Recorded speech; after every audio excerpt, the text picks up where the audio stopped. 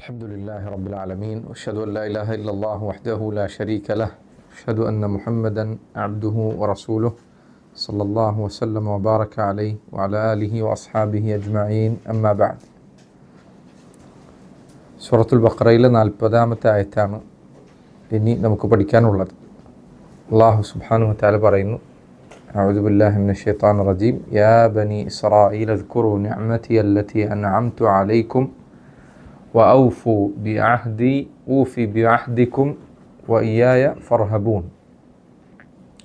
ഈ ആയത്തോടുകൂടി സൂറത്തുൽ ബഖറയിലെ പ്രധാനപ്പെട്ട ഒരു ഭാഗം ആരംഭിക്കുകയാണ്. ബനൂ ഇസ്രായേലുകാരുമായി ബന്ധപ്പെട്ട വിധിവിലക്കുകളും അവരുടെ ചരിത്രങ്ങളും അതിൽ നിന്നുള്ള ഗുണപാഠങ്ങളും മറ്റുമൊക്കെയാണ് ഇനി അങ്ങോട്ട് ആരംഭിക്കുന്നത്. യഥാർത്ഥത്തിൽ സൂറത്തുൽ ബഖറ പരിശോധിച്ചാൽ അതിൻ്റെ ആരംഭത്തിൽ തന്നെ ഈ പറഞ്ഞതിലേക്കുള്ള സൂചനയുണ്ട്. യാ അയ്യുഹന്നാസ്, അല്ലയോ ജനങ്ങളെ എന്ന് അഭിസംബോധന ചെയ്തതിന് ശേഷം അല്ലാഹു സുബ്ഹാനഹു വ തആല പിന്നീട് മനുഷ്യരുടെ സൃഷ്ടിപ്പിനെ കുറിച്ചാണ് വിവരിച്ചത്. ആദം അലൈഹിസ്സലാത്തു വസ്സലാമിൻ്റെ ചരിത്രം പറഞ്ഞതിലൂടെ ചില പണ്ഡിതന്മാർ പറഞ്ഞു, ആദമിൻ്റെ ചരിത്രം പറഞ്ഞത് യഥാർത്ഥത്തിൽ ബനൂ ഇസ്രായേലുകാർക്കുള്ള ഓർമ്മപ്പെടുത്തലാണ്.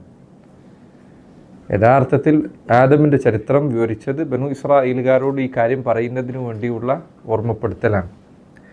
മിയാ യുഹന്നാസ് എന്ന് വിളിച്ചുകൊണ്ട് മനുഷ്യരെ മൊത്തത്തിൽ അഭിസംബോധന ചെയ്തു. മനുഷ്യരുടെ സൃഷ്ടിപ്പിനെ കുറിച്ച് പറഞ്ഞു. മനുഷ്യരുടെ കൂട്ടത്തിൽ ഇസ്ലാമിലേക്ക് ക്ഷണിക്കാൻ എന്തുകൊണ്ടും ആദ്യം അർഹരായ വിഭാഗത്തിൽപ്പെട്ടവരാണ് അഹ്ലുൽ കിതാബ്. കാരണം അവർ വേദം നൽകപ്പെട്ടവരാണ്, അള്ളാഹുവിനെ കുറിച്ച് അറിവുള്ളവരാണ്, നബി സല്ലല്ലാഹു അലൈഹി വസല്ലമയുടെ ആഗമനത്തെക്കുറിച്ച് അറിവുള്ളവരാണ്. ഇപ്പോൾ ബനൂ ഇസ്രായേലുകാരോടുള്ള ദഅവത്തിൻ്റെ ആമുഖങ്ങളായിരുന്നു ഇത്രയും പറഞ്ഞത് എന്ന് ചിലർ പറഞ്ഞിട്ടുണ്ട്. സൂറത്തുൽ ബഖറ പേര് തന്നെ ബനൂ ഇസ്രായേലുകാരുടെ ചരിത്രവുമായി ബന്ധപ്പെട്ടതാണ്. ഒരു പശുവിനെ അറക്കാൻ പറഞ്ഞ സംഭവം എന്നാണല്ലോ സൂറത്തുൽ ബഖറ എന്ന പേര് വന്നത്. ചിലർ പറഞ്ഞു അങ്ങനെ ബനൂ ഇസ്രായേലുകാരോടുള്ള ഈ അഭിസംബോധനയ്ക്ക് വേണ്ടി അതിനുള്ള ആമുഖങ്ങൾ ഇതിനു മുൻപ് തന്നെ കാണാൻ കഴിയും. എന്താകട്ടെ, മുൻപുള്ള ആയത്തുകളോടുകൂടി ആദമിൻ്റെ ചരിത്രം അലൈഹിസ്സലാത്തു വസ്സലാം അവസാനിച്ചു. ഇനി ബനൂ ഇസ്രായേലുകാരോടുള്ള കൽപ്പനകളും വിലക്കുകളുമൊക്കെയാണ്, അവരോടുള്ള ഓർമ്മപ്പെടുത്തലും മറ്റുമൊക്കെയാണ് ഈ ആയത്തുകളിൽ, ഇനിയുള്ള ആയത്തുകളിൽ വായിക്കാനുള്ളത്. ബനൂ ഇസ്രായേലുകാരോടുള്ള ആയത്തുകൾ അവർക്ക് മാത്രമുള്ളതല്ല, മറിച്ച് മുസ്ലിമീങ്ങളെ സംബന്ധിച്ചിടത്തോളം അവർക്കും ഇതിൽ ഗുണപാഠമുണ്ട്, അവർക്കും ഇതിൽ കൽപ്പനകളുണ്ട്, വിലക്കുകളുണ്ട്. അവരോടുള്ള ഏതൊരു വിലക്കും കൽപ്പനയും എന്ത് ഓർമ്മപ്പെടുത്തലും നമുക്ക് കൂടിയുള്ളതാണ്, അതല്ല അവർക്ക് മാത്രമുള്ളതല്ല. കാരണം ഖുർആൻ അല്ലാഹു സുബ്ഹാനഹു വ തആല അന്ത്യനാൾ വരെയുള്ള മനുഷ്യർക്ക് മുഴുവനായി അവതരിപ്പിച്ചതാണ്. ഇതിൽ ഏത് ആയത്തുകൾ, എന്ത് ആയത്തുകൾ ഉണ്ടാകട്ടെ, എല്ലാവർക്കും ബാധകമാണ്. ശരി, യാ ബനി ഇസ്രായീൽ, യാ ബനി, യാ എന്നാൽ അല്ലയോ, ബനി എന്നാൽ സന്താനങ്ങൾ, ബനൂൻ അതിൻ്റെ വാക്യാണ് ബനി, യാ ബനി, യാ ബനി ഇസ്രായീൽ, ഇസ്രായേലിൻ്റെ സന്തതികളെ. ഇസ്രായേൽ യാക്കൂബ് നബി അലൈഹി സ്വലാത്തു വസ്സലാമയാണ്. യാ ബനി ഇസ്രായേൽ, ഇസ്രായേൽ സന്തതികളെ. ബനു എന്ന വാക്ക് യഥാർത്ഥത്തിൽ, ബനൂൻ എന്ന വാക്ക് പൊതുവെ ആൺമക്കൾക്കാണ് ഉപയോഗിക്കുക. പക്ഷേ ഒരു കബീലയെ, ഒരു വലിയ സമൂഹത്തെ ഒക്കെ അഭിസംബോധന ചെയ്തുകൊണ്ട് ബനു എന്ന വാക്ക് വിളിച്ചാൽ അതിൽ പുരുഷന്മാരും സ്ത്രീകളും ഒരുപോലെ ഉൾക്കൊള്ളുന്നതാണ്. കേവലം പുരുഷന്മാർക്ക് മാത്രമല്ല അത് ബാധകമാവാം. ഇവിടെ ബനു ഇസ്രായേൽ എന്നതുകൊണ്ട് ഉദ്ദേശിക്കുന്നത് ഇസ്രായേലിൻ്റെ ആൺമക്കൾ മാത്രമല്ല, മറിച്ച് ബനു ഇസ്രായേൽ പരമ്പരയിൽ വന്ന പുരുഷന്മാർക്കും സ്ത്രീകൾക്കും ഇങ്ങനെയുള്ള കാര്യങ്ങൾ ബാധകമാണ്. യാ ബനി ഇസ്രായേൽ, യാ ബനി ഇസ്രായേല ഉദ്കുറു, ഉദ്കുറു എന്ന് നമ്മൾ പഠിച്ചിട്ടുണ്ടല്ലേ. അമ്രു ഫഅൽ, അമ്രിൻ്റെ സീഗയുടെ തുടക്കത്തിലുള്ള അലിഫ് എന്താണ്? അലിഫുൽ വസ്ലാണ്. സാഹചര്യത്തിനനുസരിച്ചാണ് അതിൻ്റെ ഉച്ചാരണം ഉണ്ടാവുക. യാ ബനി ഇസ്രായേൽ എന്ന് നിർത്തിയിട്ടാണ് ഓതുന്നതെങ്കിൽ നമ്മൾ പഠിച്ച സർഫ് നമുക്ക് ഉപകരിക്കും. എങ്ങനെ ഓതേണ്ടത്? ഇദ്കുറു എന്നാണോ? ഉദ്കുറു എന്നാണ്. ഉദ്കുർ, ദക്കറ യദ്കുറു ഉദ്കുർ. അങ്ങനെ സർഫ് പഠിച്ചിട്ടില്ലെങ്കിൽ ചില സമയത്ത് ഓതിയാൽ തെറ്റും. കാരണം ചിലയിടത്തൊന്നും ഖുറാനിലുണ്ടോ? അവിടെ ഇല്ലല്ലോ. അലിഫിന് ഹറക്കത്തുണ്ടോ? ഇല്ല. അപ്പോൾ ഇതെങ്ങനെ തിരിച്ചറിയാം? എങ്ങനെയാണ് തിരിച്ചറിയാം? യാ അയ്യുഹന്നാസ്, വലൈക്കും അസ്സലാം. ഇങ്ങനെ ബാക്കി ഉഅ്ബുദു എന്നാണ്, യഅ്ബുദു എന്നല്ല, ഉഅ്ബുദു എന്നാണ്. എങ്ങനെ നമ്മൾ പഠിച്ചത്? വേറെ അലിഫുൽ വസ്ൽ നിർത്തിയിട്ടാണ് ആരംഭിക്കുന്നത് എങ്കിൽ അതിനനുസരിച്ചിട്ടാണ് ഉച്ചരിക്കേണ്ടത്. യാ ബനി ഇസ്രായീൽ ഉദ്കുറു. എന്നാൽ കൂട്ടിയോതാണെങ്കിലോ യാ ബനി ഇസ്രായീൽ അദ്കുറു. അവിടെ അലിഫിനെ കുറിച്ച് യാതൊരു സൂചന പോലുമില്ല. യാ ബനി ഇസ്രായീൽ അദ്കുറു, യാ ബനി ഇസ്രായീല ഉദ്കുറു. ഉദ്കുറു, ഉദ്കുർ സ്മരിക്കുക, നിങ്ങൾ ഓർക്കുക. ഉദ്കുറു എന്ന് പറയുമ്പോൾ ജമഇനാണ് അല്ലേ? നിങ്ങൾ ഓർക്കുക, നിങ്ങൾ സ്മരിക്കുക. ഉദ്കുറു നിഅമതി, എൻ്റെ അനുഗ്രഹം, എൻ്റെ നിഅമത്ത്. നിഅമത്ത് അനുഗ്രഹം, നിഅമതി എൻ്റെ അനുഗ്രഹം. നിഅമതി അല്ലതി, എന്തുകൊണ്ടാ യാ ഓതുന്നത്? കാരണം 2 സുക്കൂന് ചേർന്ന് വന്നു. നിഅമതി എന്നുള്ളതും പിന്നെ അല്ലതി എന്നുള്ള ആദ്യത്തെ അലിഫും 2 സുക്കൂന് ചേർന്ന് വന്നു. അതുകൊണ്ടാണ് അവിടെ യാന് എന്ത് കൊടുക്കുന്നത്? ഫത്ഹ് കൊടുക്കുന്നത്. 2 സുക്കൂനായിട്ട് ഉച്ചരിക്കാൻ പറ്റില്ല. നിഅമതി അല്ലതി, യാ ബനി ഇസ്രായീൽ അദ്കുറു നിഅമതി അല്ലതി. നിഅമതിയ അല്ലതി, നിഅമതി അല്ലതി എന്നാണ്. ഒരാൾ നിർത്തി ഓതാണെങ്കിലോ യാ ബനി ഇസ്രായീൽ അദ്കുറു നിഅമതി അല്ലതി അൻഅംതു, അങ്ങനെ ഓതും. എന്നാൽ കുട്ടി ഓതാണെങ്കിലോ നിഅമതി അല്ലതി അൻഅംതു. യാ ബനി ഇസ്രായീൽ അദ്കുറു നിഅമതി, എൻ്റെ അനുഗ്രഹം സ്മരിക്കുക. അല്ലതി നിഅമത്ത്, ആ നിഅമത്ത്, എൻ്റെ ഈ നിഅമത്ത്. അല്ലതി, അല്ലതി ഏതിൻ്റെ മുഅന്നസിൻ്റെ രൂപ? അല്ലതിയുടെ മുഅന്നസിൻ്റെ രൂപ. എന്തുകൊണ്ടാണ് അവിടെ അല്ലതി എന്ന് വരുന്നത്? നിഅമത്ത് എന്താണ്? മുഅന്നസാണ്, അതുകൊണ്ടാണ്. എൻ്റെ ഈ അനുഗ്രഹത്തെ സ്മരിക്കുക. ആ അനുഗ്രഹം എന്താണ്? അല്ലതി, അത് അൻഅംതു അലൈക്കും. അൻഅംത്, അൻഅംതു ഏതാ വസ്നത്? അഫ്അല വസ്നാണ്. അൻഅംതു അല്ലേ? അൻഅമ എന്ന് പറഞ്ഞാൽ നിഅമത്ത് നൽകി, അനുഗ്രഹം ചെയ്തു. അൻഅംതു, ഞാൻ അനുഗ്രഹം ചൊരിഞ്ഞു. അലൈക്കും, നിങ്ങൾക്കുമേൽ. നിങ്ങൾക്കുമേൽ ഞാൻ അനുഗ്രഹമായി നൽകിയ നിഅമത്തുകൾ നിങ്ങൾ സ്മരിക്കുക. ശരിങ്ങൾ ചിലർ പറഞ്ഞു നിഅമത്തി എന്ന് പറയുന്നതോടുകൂടി തന്നെ അത് അള്ളാഹു നൽകിയതാണെന്ന സൂചന അതിലുണ്ട്. പിന്നെ എന്തിനാ അത് ആവർത്തിച്ചത്? പല ഉപകാരങ്ങൾ അതുകൊണ്ടുണ്ട്. ഒന്ന്, അള്ളാഹുവിൽ നിന്ന് മാത്രമാണ് നിഅമത്തുകളെല്ലാം ലഭിക്കുന്നത്. അള്ളാഹു നൽകിയതല്ലാത്ത ഒരു നിഅമത്ത് വേറെയില്ല. 2, തൗക്കീദാണ്. മുൻപ് നമ്മൾ പറഞ്ഞിട്ടുണ്ട്, ഒരു കാര്യം ആവർത്തിക്കുന്നത് തൗക്കീദിനാണ്. ആവർത്തനത്തിൻ്റെ പ്രധാന ഉദ്ദേശം തൗക്കീദാണ്. മലയാളത്തിൽ വരെ ഉണ്ടത്.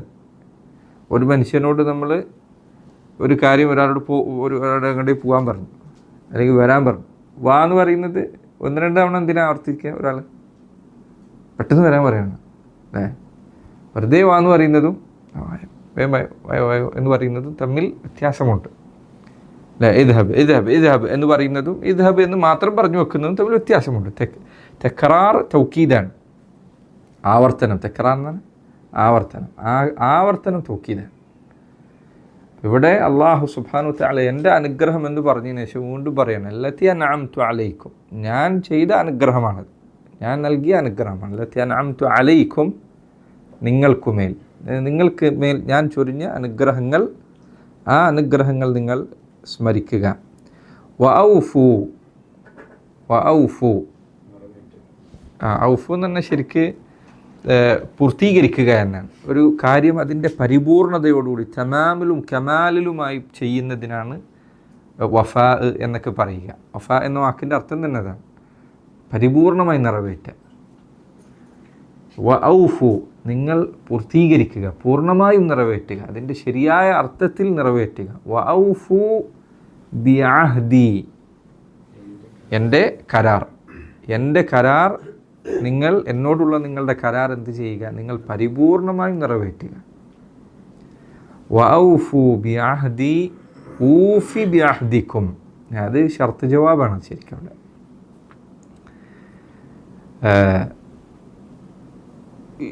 ഊഫി എന്ന് പറഞ്ഞാൽ ഞാൻ നിറവേറ്റുന്ന, ഊഫി, ഊഫി എന്നാണ് ശരിക്കും വരേണ്ടത്.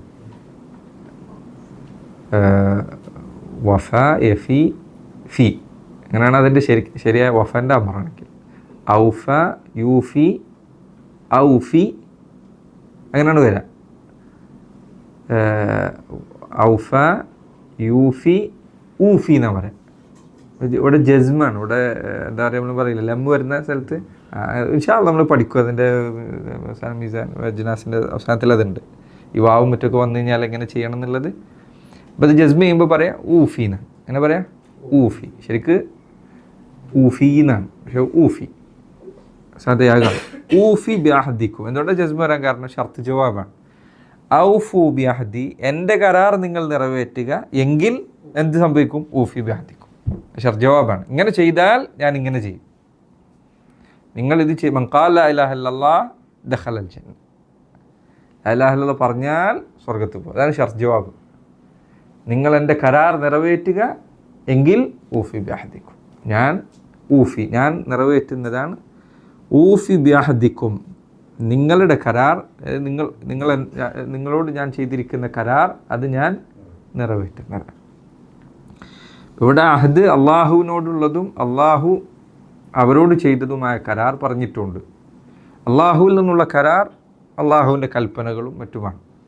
ഇൻഷാ അല്ലാഹ് ഇനി വരുന്നത് പോലെ അള്ളാഹുവിനോടുള്ള കരാർ ഒരിക്കലും എന്തല്ല, സൃഷ്ടികൾ അള്ളാഹുവിൻ്റെ മേൽ നിർബന്ധം ചെലുത്തിയ കരാറുകളല്ല.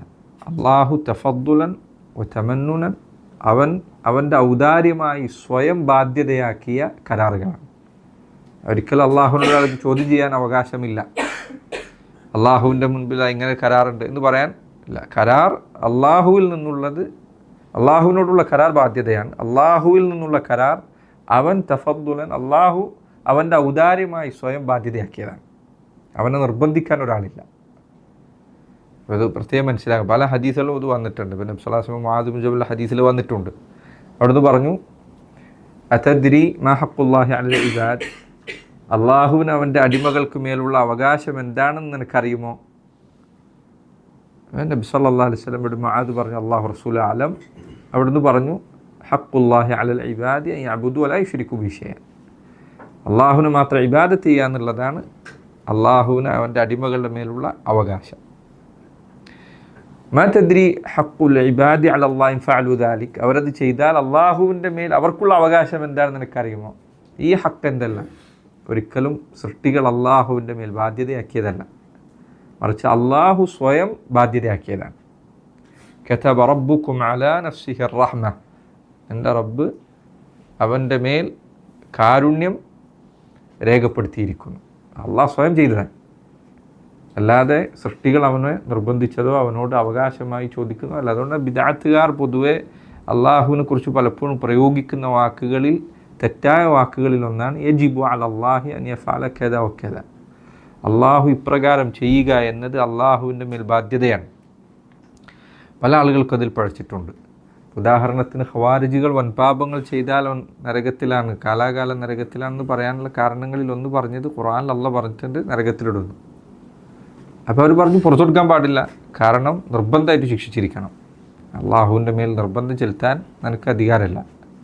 അവൻ ഉദ്ദേശിച്ചവർക്ക് പുറത്തു കൊടുക്കും, ഉദ്ദേശിച്ചവരെ ശിക്ഷിക്കും.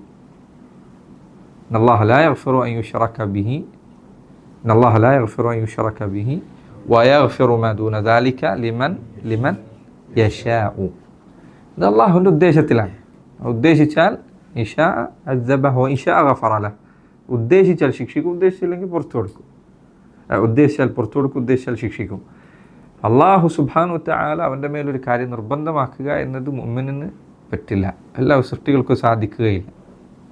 അതുകൊണ്ടാണ് ദുആകൾ എന്ത് പറയരുത് എന്ന് പറഞ്ഞത്, മശിയത്ത് പറയരുത് എന്ന് പറഞ്ഞത്. ദുആ ചെയ്യുമ്പോൾ ഇൻഷാ അല്ലാഹ് എന്ന് പറയരുത് എന്ന് പറഞ്ഞത് നബി സല്ലല്ലാഹു അലൈഹി വസല്ലം പറഞ്ഞു, നിങ്ങൾ ദുആ ചെയ്യുമ്പോൾ അല്ലാഹുമ്മ ഗ്ഫിർ ലി ഇൻ ശിഅത അല്ലാഹുമ്മ അർഹംനി ഇൻ ശിഅത എന്ന് പറയരുത്.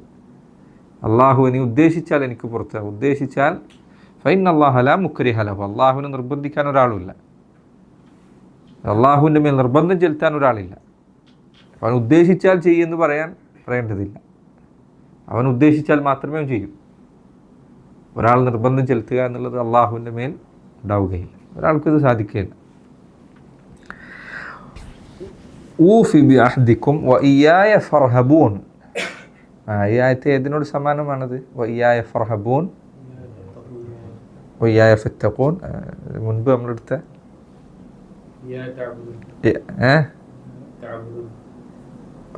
നമ്മൾ മുന്നെടുത്ത ആയത്ത് ഇത് പരിപൂർണ അർത്ഥത്തിൽ സമാനത എന്നല്ല, ഇതിൻ്റെ അർത്ഥം മനസ്സിലാക്കാൻ സഹായിക്കുന്ന ഒരായത്ത് പറയുന്നത് ഇയ്യാക നഅ്ബുദ്, അതുപോലെയല്ലേ അതേ ആയത്ത് ഇയ്യായ ഫർഹബൂൻ. അവിടെ ഇയ്യാക എന്നുള്ളതിനോട് ഇവിടെ ഇയ്യായ എന്നാണ്. മുൻപ് നമ്മൾ ഇയ്യാക നഅ്ബുദിൻ്റെ തഫ്സീറിൽ പറഞ്ഞൊരു കാര്യം ആർക്കെങ്കിലും ഓർമ്മ ഉണ്ടോ? അത് നമ്മൾ പറഞ്ഞിരുന്നു. പൊതുവേ ഒരു സെൻറ്റൻസ്, ഒരു അറബി ജുംലയുടെ ക്രമം എന്തായിരിക്കും? ഫിഅല്, ഫാഇല്, മഫ്ഊല്. ഫിഅല്, ഫാഇല്, മഫ്ഊല്. അസ്ല് ഈ വാക്കിൽ പ്രയോഗിക്കേണ്ട പ്രയോഗത്തിൻ്റെ രൂപം എന്താ? ഇർഹബൂ നീ, ഇർഹബൂ നീ. ഇർഹബൂ എന്ന് പറഞ്ഞാൽ എന്താ? നിങ്ങൾ ഭയക്കണം. ഇർഹബൂ ഇൻഷാ അല്ലാഹ് റഹബത്തിൻ്റെ അർത്ഥം പിന്നെ പറയും. ഇർഹബൂ എന്ന് പറഞ്ഞാൽ പേടിക്കണം. ഇർഹബൂ നിങ്ങൾ പേടിക്കണം. അപ്പോൾ ഫാഇലാരാ? നിങ്ങളാണ്, അൻതും എന്നുള്ള. ഇർഹബൂനി മഫ്ഊലാരാ? അള്ളാഹുവിനെയാണ് പേടിക്കേണ്ടത്. പക്ഷേ ഇവിടെ എന്ത് ചെയ്തു? ഈ ക്രമം മാറ്റിയിട്ടുണ്ട്. ഫർഹബൂനി എന്ന് പറയേണ്ടതിനു പകരം അവസാനത്തിൽ വരേണ്ട മുത്തക്കല്ലിമിൻ്റെ പ്രയോഗം തുടക്കത്തിലേക്ക് പറഞ്ഞു, വ ഇയ്യായ. അപ്പോൾ എന്തുകൊണ്ടാണ് എന്താ അർത്ഥം കിട്ടുന്നത്? എന്തർത്ഥം കിട്ടുന്നത്? എന്നെ മാത്രം കിട്ടും. അതാണ് പൊതുവെ നമ്മൾ പിന്നെ പറയുന്നത് തഖ്ദീമുൽ മഅമൂലി യുഫീദുൽ ഹസർ. തഖ്ദീമുൽ മഅമൂൽ യുഫീദുൽ ഹസർ. മഅമൂലിനെ മുന്തിക്കുക എന്നത്, ഇത് മഅമൂൽ എന്ന് പറഞ്ഞാൽ മഫ്ഊൽ, മഫ്ഊലിനെ മുന്തിക്കുക എന്നത് മാത്രം എന്ന അർത്ഥം നൽകുന്നതാണ്. പിന്നെ നമ്മൾ പറഞ്ഞിട്ടുണ്ട്, ഇയ്യാക നഅ്ബുദിൽ പറഞ്ഞിട്ടുണ്ട് തഖ്ദീമുൽ മഅമൂൽ യുഫീദുൽ ഹസർ. മഅമൂലിനെ മുന്തിക്കുക, മഫ്ഊലിനെ മുന്തിക്കുക എന്നുള്ളത്, അത് ആദ്യം പറയാന്നുള്ളത് യുഫീദുൽ ഹസ്ര, മാത്രം എന്ന അർത്ഥം നൽകുന്നതാണ്. അപ്പം എന്നെ മാത്രം പേടിക്കൂ എന്ന അർത്ഥം അവിടെ ലഭിക്കും. ഫർഹബൂൻ എന്ന് പറഞ്ഞു, ശരി. അപ്പോൾ ഇതിലുള്ള ഇബാദത്ത് ഏതാണ്? ആ ഇബാദത്തിന് എന്താ പറയുക? റഹ്ബത്ത്. എന്താ പറയുക? റഹ്ബത്ത്. സലാസലൊക്കെ പറഞ്ഞിട്ടുണ്ട് റഹ്ബത്ത്. ഇതാണ് ആയത്തിൻ്റെ അർത്ഥങ്ങൾ. ശരി, അതിൻ്റെ തഫ്സീറിൽ എന്താ പറഞ്ഞിട്ടുള്ളത്? യാ ദുർരിയത യഅഖൂബ്, യാ ദുർരിയത യഅഖൂബ്. യാ അതുകൊണ്ടാണ് അത് എപ്പോഴും ഇല്ല. അത് മുദാഫ് മുദാഫിലേഹി അതിന് മുൻപ് നിദാവ് വന്നു കഴിഞ്ഞാൽ മുദാഫിന് ഫത്ത് കൊടുക്കണം, നസ്ബ്. യബ്ന ആദം, യബ്ന ആദം, യബ്നു ആദം എന്ന് പറയരുത്. യാ ഇബ്ന ആദം മുദാഫ് മുദാഫ്. എന്നാൽ വേറെ ആൾ പേരാണെങ്കിലോ യാ മുഹമ്മദു, യാ അഹ്മദു, യാ അഹ്മദ എന്ന് പറയരുത്. യാ മുഹമ്മദു, യാ അഹ്മദു. യാ ദുർരിയത യഅഖൂബ, യഅഖൂബ എന്ന് പറയാം. അങ്ങനത്തെ വാക്കുകൾക്ക് യഅഖൂബ, അങ്ങനെ ഇബ്രാഹിം ഒക്കെ കസ്ർ സാധാരണ പറയേണ്ടടുത്ത് ഫത്താണ് പറയാം. യാ ദുർരിയത യഅഖൂബ്. ഇൻഷാ അല്ലാഹ് നമുക്ക് നഹ്വുൽ പഠിക്കും, ഇൻഷാ അല്ലാഹ് അടുത്ത് തന്നെ പഠിക്കും. യഅഖൂബിൻ്റെ സന്താനങ്ങളെ അലൈഹിസ്സലാത്തു വസ്സലാം. അല്ല യഅഖൂബ്, യഅഖൂബ് ഇബ്നു മൻ? ഇബ്നു ഇസ്ഹാഖ് ഇബ്നു ഇബ്രാഹിം അലൈഹിമുസ്സലാത്തു വസ്സലാം. യാ ദുർരിയത യഅഖൂബ്, യഅഖൂബിൻ്റെ മക്കളെ. ആരാ യഅഖൂബിൻ്റെ സഹോദരൻ? ഇസ്മായിലാണോ? അല്ല, യഅഖൂബിൻ്റെ വാപ്പാൻ്റെ സഹോദരനാരാ? ഇസ്മായിലാണ്. അതുകൊണ്ടാണ് അറബികളും ഇസ്രായേലിയരും തമ്മിലുള്ള ബന്ധം എന്താ പറയുക, അലാപ്പ മുത്താപ്പ മക്കളാണ്. അങ്ങനെയുള്ള ബന്ധമാണ്, ഉമൂമത്തിൻ്റെ ബന്ധമാണ്. അൽമ് എന്ന അർത്ഥത്തിലുള്ള ബന്ധമാണ്. പിന്നെ ഇസ്രായേലിൻ്റെ യാക്കൂബ് നബിയുടെ പിതാവിൻ്റെ സഹോദരൻ്റെ മക്കളാണ് അറബികൾ, ഇസ്മായിലിൻ്റെ പരമ്പരയിലാണ്. അതുകൊണ്ട് ചില പണ്ഡിതന്മാർ പറഞ്ഞേക്കാണ് സൂറത്ത് യൂസുഫിൻ്റെ അവതരണോദ്ദേശങ്ങളിലൊന്ന് നബി സല്ലല്ലാഹു അലൈഹി വസല്ലമയെ സമാധാനിപ്പിക്കലാണ്. കാരണം സൂറത്ത് യൂസുഫിൽ എന്തല്ല ചരിത്രം? യാക്കൂബിൻ്റെ മക്കൾ ഒരേ വാപ്പയുടെ മക്കളായിട്ടും ഉമ്മ മാറിയതിൻ്റെ പേരിൽ തങ്ങളുടെ സഹോദരനെ കൊല്ലാൻ ശ്രമിച്ച ചരിത്രമാണ് യൂസുഫിലുള്ളത്. ഒരേ വാപ്പയുടെ മക്കളായിട്ട് ഇവർ അസൂയ കൊണ്ട് ഇങ്ങനെ ചെയ്തിട്ടുണ്ട് എങ്കിൽ അള്ളാഹുവിൻ്റെ റസൂലെ എന്ത് ചെയ്യേണ്ടിയില്ല, നിങ്ങൾ ഭയപ്പെടേണ്ടിയില്ല, അവർ നിങ്ങളോട് ചെയ്യുന്നതിൽ അത്ഭുതമില്ല എന്ന സൂചന സൂറത്ത് യൂസുഫിലുണ്ട് എന്ന് ചില മുഫസ്സിരീങ്ങൾ പറഞ്ഞേക്കാണ്. സൂറത്ത് യൂസുഫിൻ്റെ അവതരണോദ്ദേശങ്ങളിലൊന്ന് നബി സല്ലല്ലാഹു അലൈഹി വസല്ലമയെ സമാധാനിപ്പിക്കലാണ് എന്ന് ചിലർ പറഞ്ഞിട്ടുണ്ട്. അല്ലാഹു അഅലം. യാ ദുർരിയത യഅഖൂബ്, യഅഖൂബിൻ്റെ മക്കളെ. ഉദ്കുറു നിഅമിയൽ കസീറത അലൈക്കും, ഉദ്കുറു നിഅമിയൽ കസീറത അലൈക്കും. ആയത്തിൽ എന്താ ഉള്ളത്? നിഅമത്തി എന്നല്ലേ? എന്താ ഇവിടെ നിഅമത്തി എന്ന് പറയാതെ നിഅമി എന്ന് പറഞ്ഞത്? നിഅമും നിഅമത്ത് തമ്മിൽ വ്യത്യാസം എന്താ? ജമഅൻ. അഹ്സൻത്. നിഅമത്ത് മുഫ്രദാണ്. നിഅം എന്നുള്ളത് ജംആണ്. ഉദ്കുറു നിഅമി അൽ കസീറ. അൽ കസീറ ധാരാളക്കണക്കിനുള്ള. ശരി, ആയത്തിൽ മുഫ്രദ്, തഫ്സീറിൽ ജംഅ. അതെങ്ങനെ തഫ്സീറിൽ ജംഅ വന്നേ? എങ്ങനെ തഫ്സീറിൽ ജംഅ വന്ന് പണ്ഡിതന്മാർ പറഞ്ഞേക്കണം. ഇൻഷാ അല്ലാഹ് നമ്മൾ ഉസൂലിൽ പഠിക്കാൻ പോകുന്ന നിയമങ്ങളിൽപ്പെട്ടതാണ്. ഒരു വാക്ക്, ഒരു മുഫ്രദായ വാക്ക്, മുദാഫിലെ നിങ്ങൾ പഠിച്ചിട്ടുണ്ടോ? കുറച്ച് മുന്നേ എവിടെയെങ്കിലും മുദാഫിൽ അല്ലേ? ജവാലാണ് മൊബൈൽ. ഇത് ഫോൺ മുഹമ്മദ് എന്ന് പേരുള്ള ഒരാളുടെ ഫോണാണെങ്കിൽ എന്താ പറയുക? ജവാലു മുഹമ്മദിൻ. ജവാലു മുഹമ്മദിൻ. ജവാൽ എന്ന് പറഞ്ഞാൽ ഫോണ്, മുഹമ്മദ് എന്ന. അപ്പോൾ മുദാഫിലേഹി ആരാണ്? മുഹമ്മദാണ്. ജവാലോ മുദാഫാണ്. ശ്രീങ്ങൾ ഇൻഷാ അല്ലാഹ് നമ്മൾ പഠിക്കുക. അത് ഈ നിയമം പഠിക്കുക.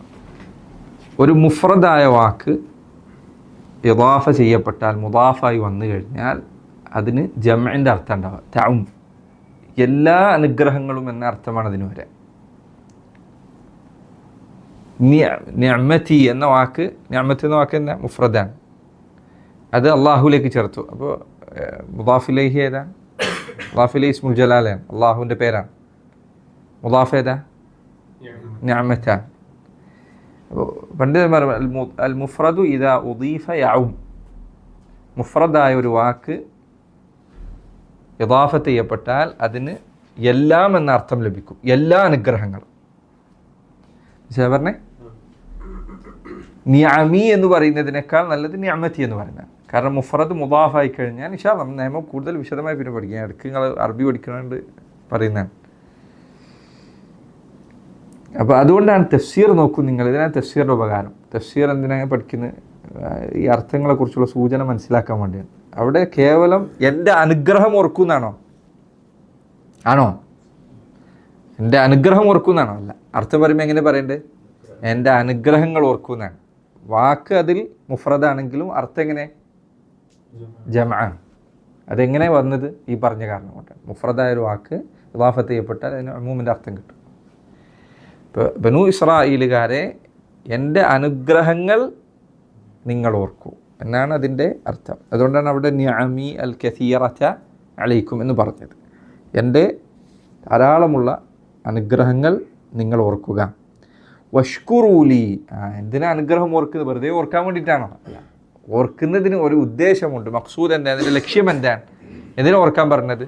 ശുക്രിന് വേണ്ടിയാണ്. വഷ്കുറൂലി, വെറുതെ ഓർക്കാൻ പറഞ്ഞതല്ല. ഓർക്കുക, വെറുതെ ഓർക്കുന്നതുകൊണ്ട് എന്താ കാര്യം? ഒരു കാര്യമില്ല. ഒരാൾ അറിയുന്നതുകൊണ്ട് കാര്യമില്ല. മറിച്ച് അത് ആ അറിവുകൊണ്ട് അമൽ ഉണ്ടാകണം. എൻ്റെ അമൽ വഷ്കുറൂലി, നിങ്ങൾ എനിക്ക് നന്ദി കാണിക്കും. അപ്പോൾ ഖുർആനിൽ എവിടെയൊക്കെ നിഅമത്തുകൾ ഓർക്കാൻ പറയുന്നുണ്ടോ അവിടെയൊക്കെ ഉദ്ദേശം എന്താണ്? അത് ശുക്രാണ്, നന്ദി കാണിക്കുക എന്നുള്ളതാണ്. അപ്പോൾ എൻ്റെ അനുഗ്രഹങ്ങൾ നിങ്ങൾ ഓർക്കുക. വഷ്കുറൂലി, എനിക്ക് നിങ്ങൾ നന്ദി കാണിക്കുക. വഅതിമ്മു വസിയ്യതി ലക്കും. വഅതിമ്മു, ഔഫു എന്നുള്ളതിൻ്റെ അർത്ഥമാണത്. ഔഫു എന്ന് പറഞ്ഞാൽ പറയല്ലേ, പൂർണ്ണമായി നിറവേറ്റുന്നതിന് ഔഫു എന്നറിയാം. അതമ്മ എന്ന് പറഞ്ഞാൽ പൂർത്തീകരിച്ചു. വഅതിമ്മു, നിങ്ങൾ പൂർത്തീകരിക്കുക. വസിയ്യതി ലക്കും, നിങ്ങൾക്കുള്ള എൻ്റെ വസിയ്യത്ത് നിങ്ങൾ പൂർത്തീകരിക്കുക. ഞാൻ നിങ്ങൾക്ക് നൽകിയ അഹദ് എന്ന് പറഞ്ഞ കരാറാണ്. ഇപ്പോൾ കരാർ എന്ന് പറയുമ്പോൾ കേവല കൽപ്പനയല്ല. ഒരാൾ നീ ഇങ്ങനെ ചെയ്യണമെന്ന് പറയുന്നതും നീ ഇങ്ങനെ ചെയ്യണമെന്ന് ഞാൻ നിന്നോട് കരാർ ചെയ്യുന്നു എന്ന് പറയുന്നതും വ്യത്യാസമുണ്ടോ? വ്യത്യാസമുണ്ട്. കരാർ ചെയ്യാന്നുള്ളത് ശക്തമായ കൽപ്പനയാണ്. വസിയത്ത് ഇതേപോലെ തന്നെയാണ്. വസിയത്ത് സാധാരണ കൽപ്പനയല്ല, മറിച്ച് ശക്തമായി പറഞ്ഞ കൽപ്പനയ്ക്ക് വസിയത്ത് എന്നറിയാം. അതുകൊണ്ടാണ് വസിയത്ത് എന്ന് പറഞ്ഞത്. അതിമ്മു വസിയത്ത്, എൻ്റെ വസിയത്ത് നിങ്ങൾ പൂർത്തീകരിക്കുക. എന്താണ് എൻ്റെ വസിയത്ത്? Be an തുഅ്മിനു B കുതുബി വറുസുലി ജമീഅൻ. എന്താണ് ഞാൻ നിങ്ങളോട് നൽകിയിട്ടുള്ള വസിയത്ത്? എൻ്റെ കിതാബുകളിലും എൻ്റെ റസൂലുകളിലും മുഴുവൻ നിങ്ങൾ വിശ്വസിക്കണം. കുറച്ച് വിശ്വസിച്ചിട്ട് കുറച്ച് തള്ളിക്കളയരുത്. മറിച്ച് എൻ്റെ കിതാബുകൾ ഏതൊക്കെ വന്നെത്തിയോ അതൊക്കെ നിങ്ങൾ വിശ്വസിക്കണം. എൻ്റെ റസൂലുകളായി ആരൊക്കെ വന്നെത്തിയോ അവരിലൊക്കെ നിങ്ങൾ വിശ്വസിക്കണം. ഇത് അല്ലാഹു സുബ്ഹാനഹു വ തആല ബനൂ ഇസ്രായേലുകാരോട് നൽകിയ കരാറാണ്. വിശുദ്ധ ഖുർആനിൽ അല്ലാഹു സുബ്ഹാനഹു വ തആല അത് എടുത്തു പറഞ്ഞിട്ടുണ്ട്. സൂറത്തുൽ മാഇദയിലെ 12-ാമത്തെ ആയത്ത്. ഇബ്നു കസീറും ധാരാളം മുഫസ്സിരീങ്ങൾ ഈ ആയത്തിൻ്റെ അടുത്ത് കൊടുത്തായി കാണാം. സൂറത്തുൽ മാഇദയിലെ 12-ാമത്തെ ആയത്ത്. വലഖദ് അഖദല്ലാഹു മീസാഖ ബനി ഇസ്രായീല വബഅസ്നാ മിൻഹും 12 നഖീബൻ വഖാല അല്ലാഹു ഇന്നി മഅക്കും ലഇൻ അഖംതുമുസ് സ്വലാത വആതൈതുമുസ് സകാത വആമൻതും ബിറുസുലി, നിങ്ങൾ എൻ്റെ റസൂലുകളിൽ വിശ്വസിച്ചാൽ, വഅസ്സർതുമൂഹും വഅഖറൽതുമുല്ലാഹ ഖർദൻ ഹസന ലഉകഫിറന്ന അൻകും സയ്യിആതികും, അങ്ങനെ നിങ്ങൾ എൻ്റെ റസൂലുകൾ മുഴുവൻ വിശ്വസിച്ചാൽ ഞാൻ നിങ്ങൾക്ക് എന്ത് ചെയ്യും, തെറ്റുകൾ പുറത്തു തരും. ഈ കരാർ എവിടെയുള്ളത്? സൂറത്തുൽ മാഇദയിലെ 12-ാമത്തെ ആയത്തിൽ അതുണ്ട്. ധാരാളം മുഫസ്സിരീങ്ങൾ ഈ ആയത്തിൻ്റെ തഫ്സീറിൽ അത് കൊടുത്തിട്ടുണ്ട്. കസീർ കൊടുത്തിട്ടുണ്ട്, സഅദി കൊടുത്തിട്ടുണ്ട്, വേറെ പല മുഫസ്സിരീങ്ങളും. ഇതാണ് അവിടെ പറഞ്ഞ കരാർ. എൻ്റെ കരാർ നിങ്ങൾ പൂർത്തീകരിക്കുക എന്ന് പറഞ്ഞാൽ എൻ്റെ ഉദ്ദേശം, എൻ്റെ അടുത്തുനിന്ന് നബിമാർ വന്നാൽ സ്വീകരിച്ചോളണം. അപ്പോൾ എന്താ എൻ്റെ ഉദ്ദേശം അവിടെ? അള്ളാഹുവിൻ്റെ റസൂൽ വന്നിട്ടുണ്ട് സല്ലല്ലാഹു അലൈഹി വസല്ലം, നിങ്ങൾ അള്ളാഹുവിൻ്റെ റസൂലിനെ സ്വീകരിക്കണം. ഖുർആൻ അവതരിച്ചിട്ടുണ്ട്, നിങ്ങൾ സ്വീകരിക്കണം. തൊട്ടടുത്ത ആയത്തിൽ അതല്ല. എന്താ അടുത്ത? വഅമിനു ബിമാ അൻസൽതു മുസദ്ദിഖൻ وآمنوا بما أنزلت مصدقا لما معكم لا ولا تكونوا أول كافر ولا تشتروا بآياتي ثمنا قليلا. നോക്കൂ, അല്ല, ഇതാണ് തഫ്സീറിൻ്റെ ഉപകാരം. ഒരു വാക്ക് വായിക്കുന്ന ഒരുത്തനെ സംബന്ധിച്ചിടത്തോളം അഹ്ദ് എന്ന് പറഞ്ഞാൽ കേവല കരാർ മാത്രമാണ്. എന്ത് കരാർ? ഇതാണ് കരാർ. യഥാർത്ഥത്തിൽ ആ ആയത്തിലൂടെ അള്ളാഹു ബനു ഇസ്രായേലുകാരോട് പറയുന്നത് നിങ്ങൾ മുസ്ലിം ആവണമെന്നാണ്. യാ ബനി ഇസ്രായേൽ ഉദ്കുറു നിഅമതി അല്ലതി അൻഅംതു അലൈക്കും വൗഫു ബിഅഹ്ദി, എൻ്റെ കരാർ പാലിക്കൂ എന്ന് പറഞ്ഞാൽ ഉദ്ദേശം എന്താണ്? നിങ്ങൾ മുസ്ലിം ആകണമെന്നാണ്. നിങ്ങൾ ഇസ്ലാം സ്വീകരിക്കുമോ, നിങ്ങൾ നബി സല്ലല്ലാഹു അലൈഹി വസല്ലമയിൽ വിശ്വസിക്കുമോ, നിങ്ങൾ ഖുർആനിൽ വിശ്വസിക്കുമോ, അത് നിങ്ങളോട് ഞാൻ ചെയ്ത കരാറാണ്. ഇത് ആർക്കറിയാം? വേദം പരിചയമുള്ള ഏതൊരാൾക്കും ഇതറിയാം. കാരണം അവർക്കുള്ള കരാർ അവരുടെ കിതാബിലുണ്ട്, അവർക്ക് ഇതിനെക്കുറിച്ച് ബോധമുണ്ട്. ഔഫു ബിഅഹ്ദി എന്നതിൻ്റെ അർത്ഥം, എന്നതിൻ്റെ ഉദ്ദേശം അതാണ്. ബിഅൻ തുഅ്മിനു ബികുതുബി വറുസുലി ജമീഅൻ. കുതുബ് ഏതിൻ്റെ ബഹുവചന? കിതാബി. കുതുബി എന്ന് പറഞ്ഞാൽ ആരുടെ കിതാബ്? അള്ളാഹ്, കുതുബുല്ലാഹ്, അള്ളാഹുവിൻ്റെ കിതാബ്. റുസുലി, അള്ളാഹുവിൻ്റെ റസൂൽ. വതഅമലു ബിശറാഇഇ, വതഅമലു അതോടൊപ്പം എൻ്റെ വസിയത്ത് എന്തായിരുന്നു? വതഅമലു, നിങ്ങൾ പ്രവർത്തിക്കണം. ഏതിലേക്കാണ് വാവ് അവിടെ ചേർത്തിട്ടുള്ളത്?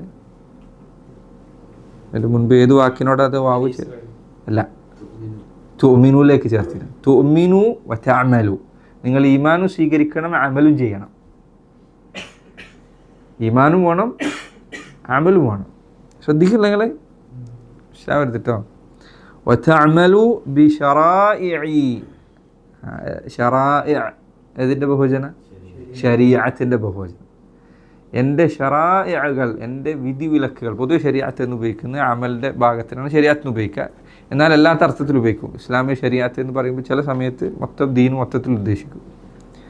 വതഅമലു ബിശറാഇഇ, എൻ്റെ വിധിവിലക്കുകൾ നിങ്ങൾ അതനുസരിച്ച് പ്രവർത്തിക്കുകയും വേണം. അതായിരുന്നു എൻ്റെ കരാർ. ആ കരാർ നിങ്ങൾ പൂർത്തീകരിക്കൂ, അത് നിങ്ങൾ പാലിക്കണം. ഷറാന്നോ? ഷറ എന്ന് പറയും. ഷറ എന്ന് പറയും, ശരീഅത്ത് എന്ന് പറയും, ഷറാ എന്ന് പറയും. ഫഇൻ ഫഅൽതും ദാലിക, ഫഇൻ ഫഅൽതും, യഥാർത്ഥം നിങ്ങൾ അങ്ങനെ ചെയ്താൽ, ദാലിക അത് ചെയ്താൽ, ഏത് ചെയ്താൽ?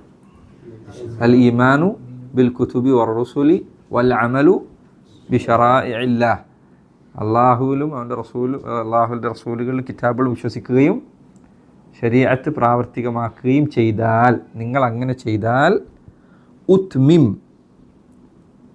അത് ജസ്മിനാണ്, അതുകൊണ്ടാണ് ശരിക്കും ഉത്തിമ്മാന്നാണ്. ഉത്മിം എന്ന് വേർതിരിച്ച് പറഞ്ഞത് ജസ്മായതുകൊണ്ട്. ഉത്മിം, ഞാൻ നിങ്ങൾക്ക് പൂർത്തീകരിച്ച് നൽകും. ഉത്മിം ലക്കും, നിങ്ങൾക്ക് പൂർത്തീകരിച്ച് നൽകും. മാ വഅദ്തുക്കും, ഞാൻ നിങ്ങൾക്ക് വാഗ്ദാനം നൽകിയത്. വഅദ, വാഗ്ദാനം നൽകി. വഅദ എന്താ? വാഗ്ദാനം. ഔഅദ എന്ന് പറഞ്ഞാലോ? അല്ല, നേരെ ഓപ്പോസിറ്റ് അർത്ഥം, താക്കീത് കൊടുത്തു. എന്നാൽ വഅദ്, വഈദ് എന്ന് പറയുന്നത്. വഅദ് എന്ന് പറഞ്ഞാൽ വാഗ്ദാനം, സ്വർഗം. വഈദ് എന്ന് പറഞ്ഞാൽ താക്കീത്. വഅദു വൽ വഈദ്. വഅദ വാഗ്ദാനം ചെയ്തു, ഔഅദ താക്കീത് ചെയ്തു. അടുത്തടുത്ത വാക്കുകളാണ്.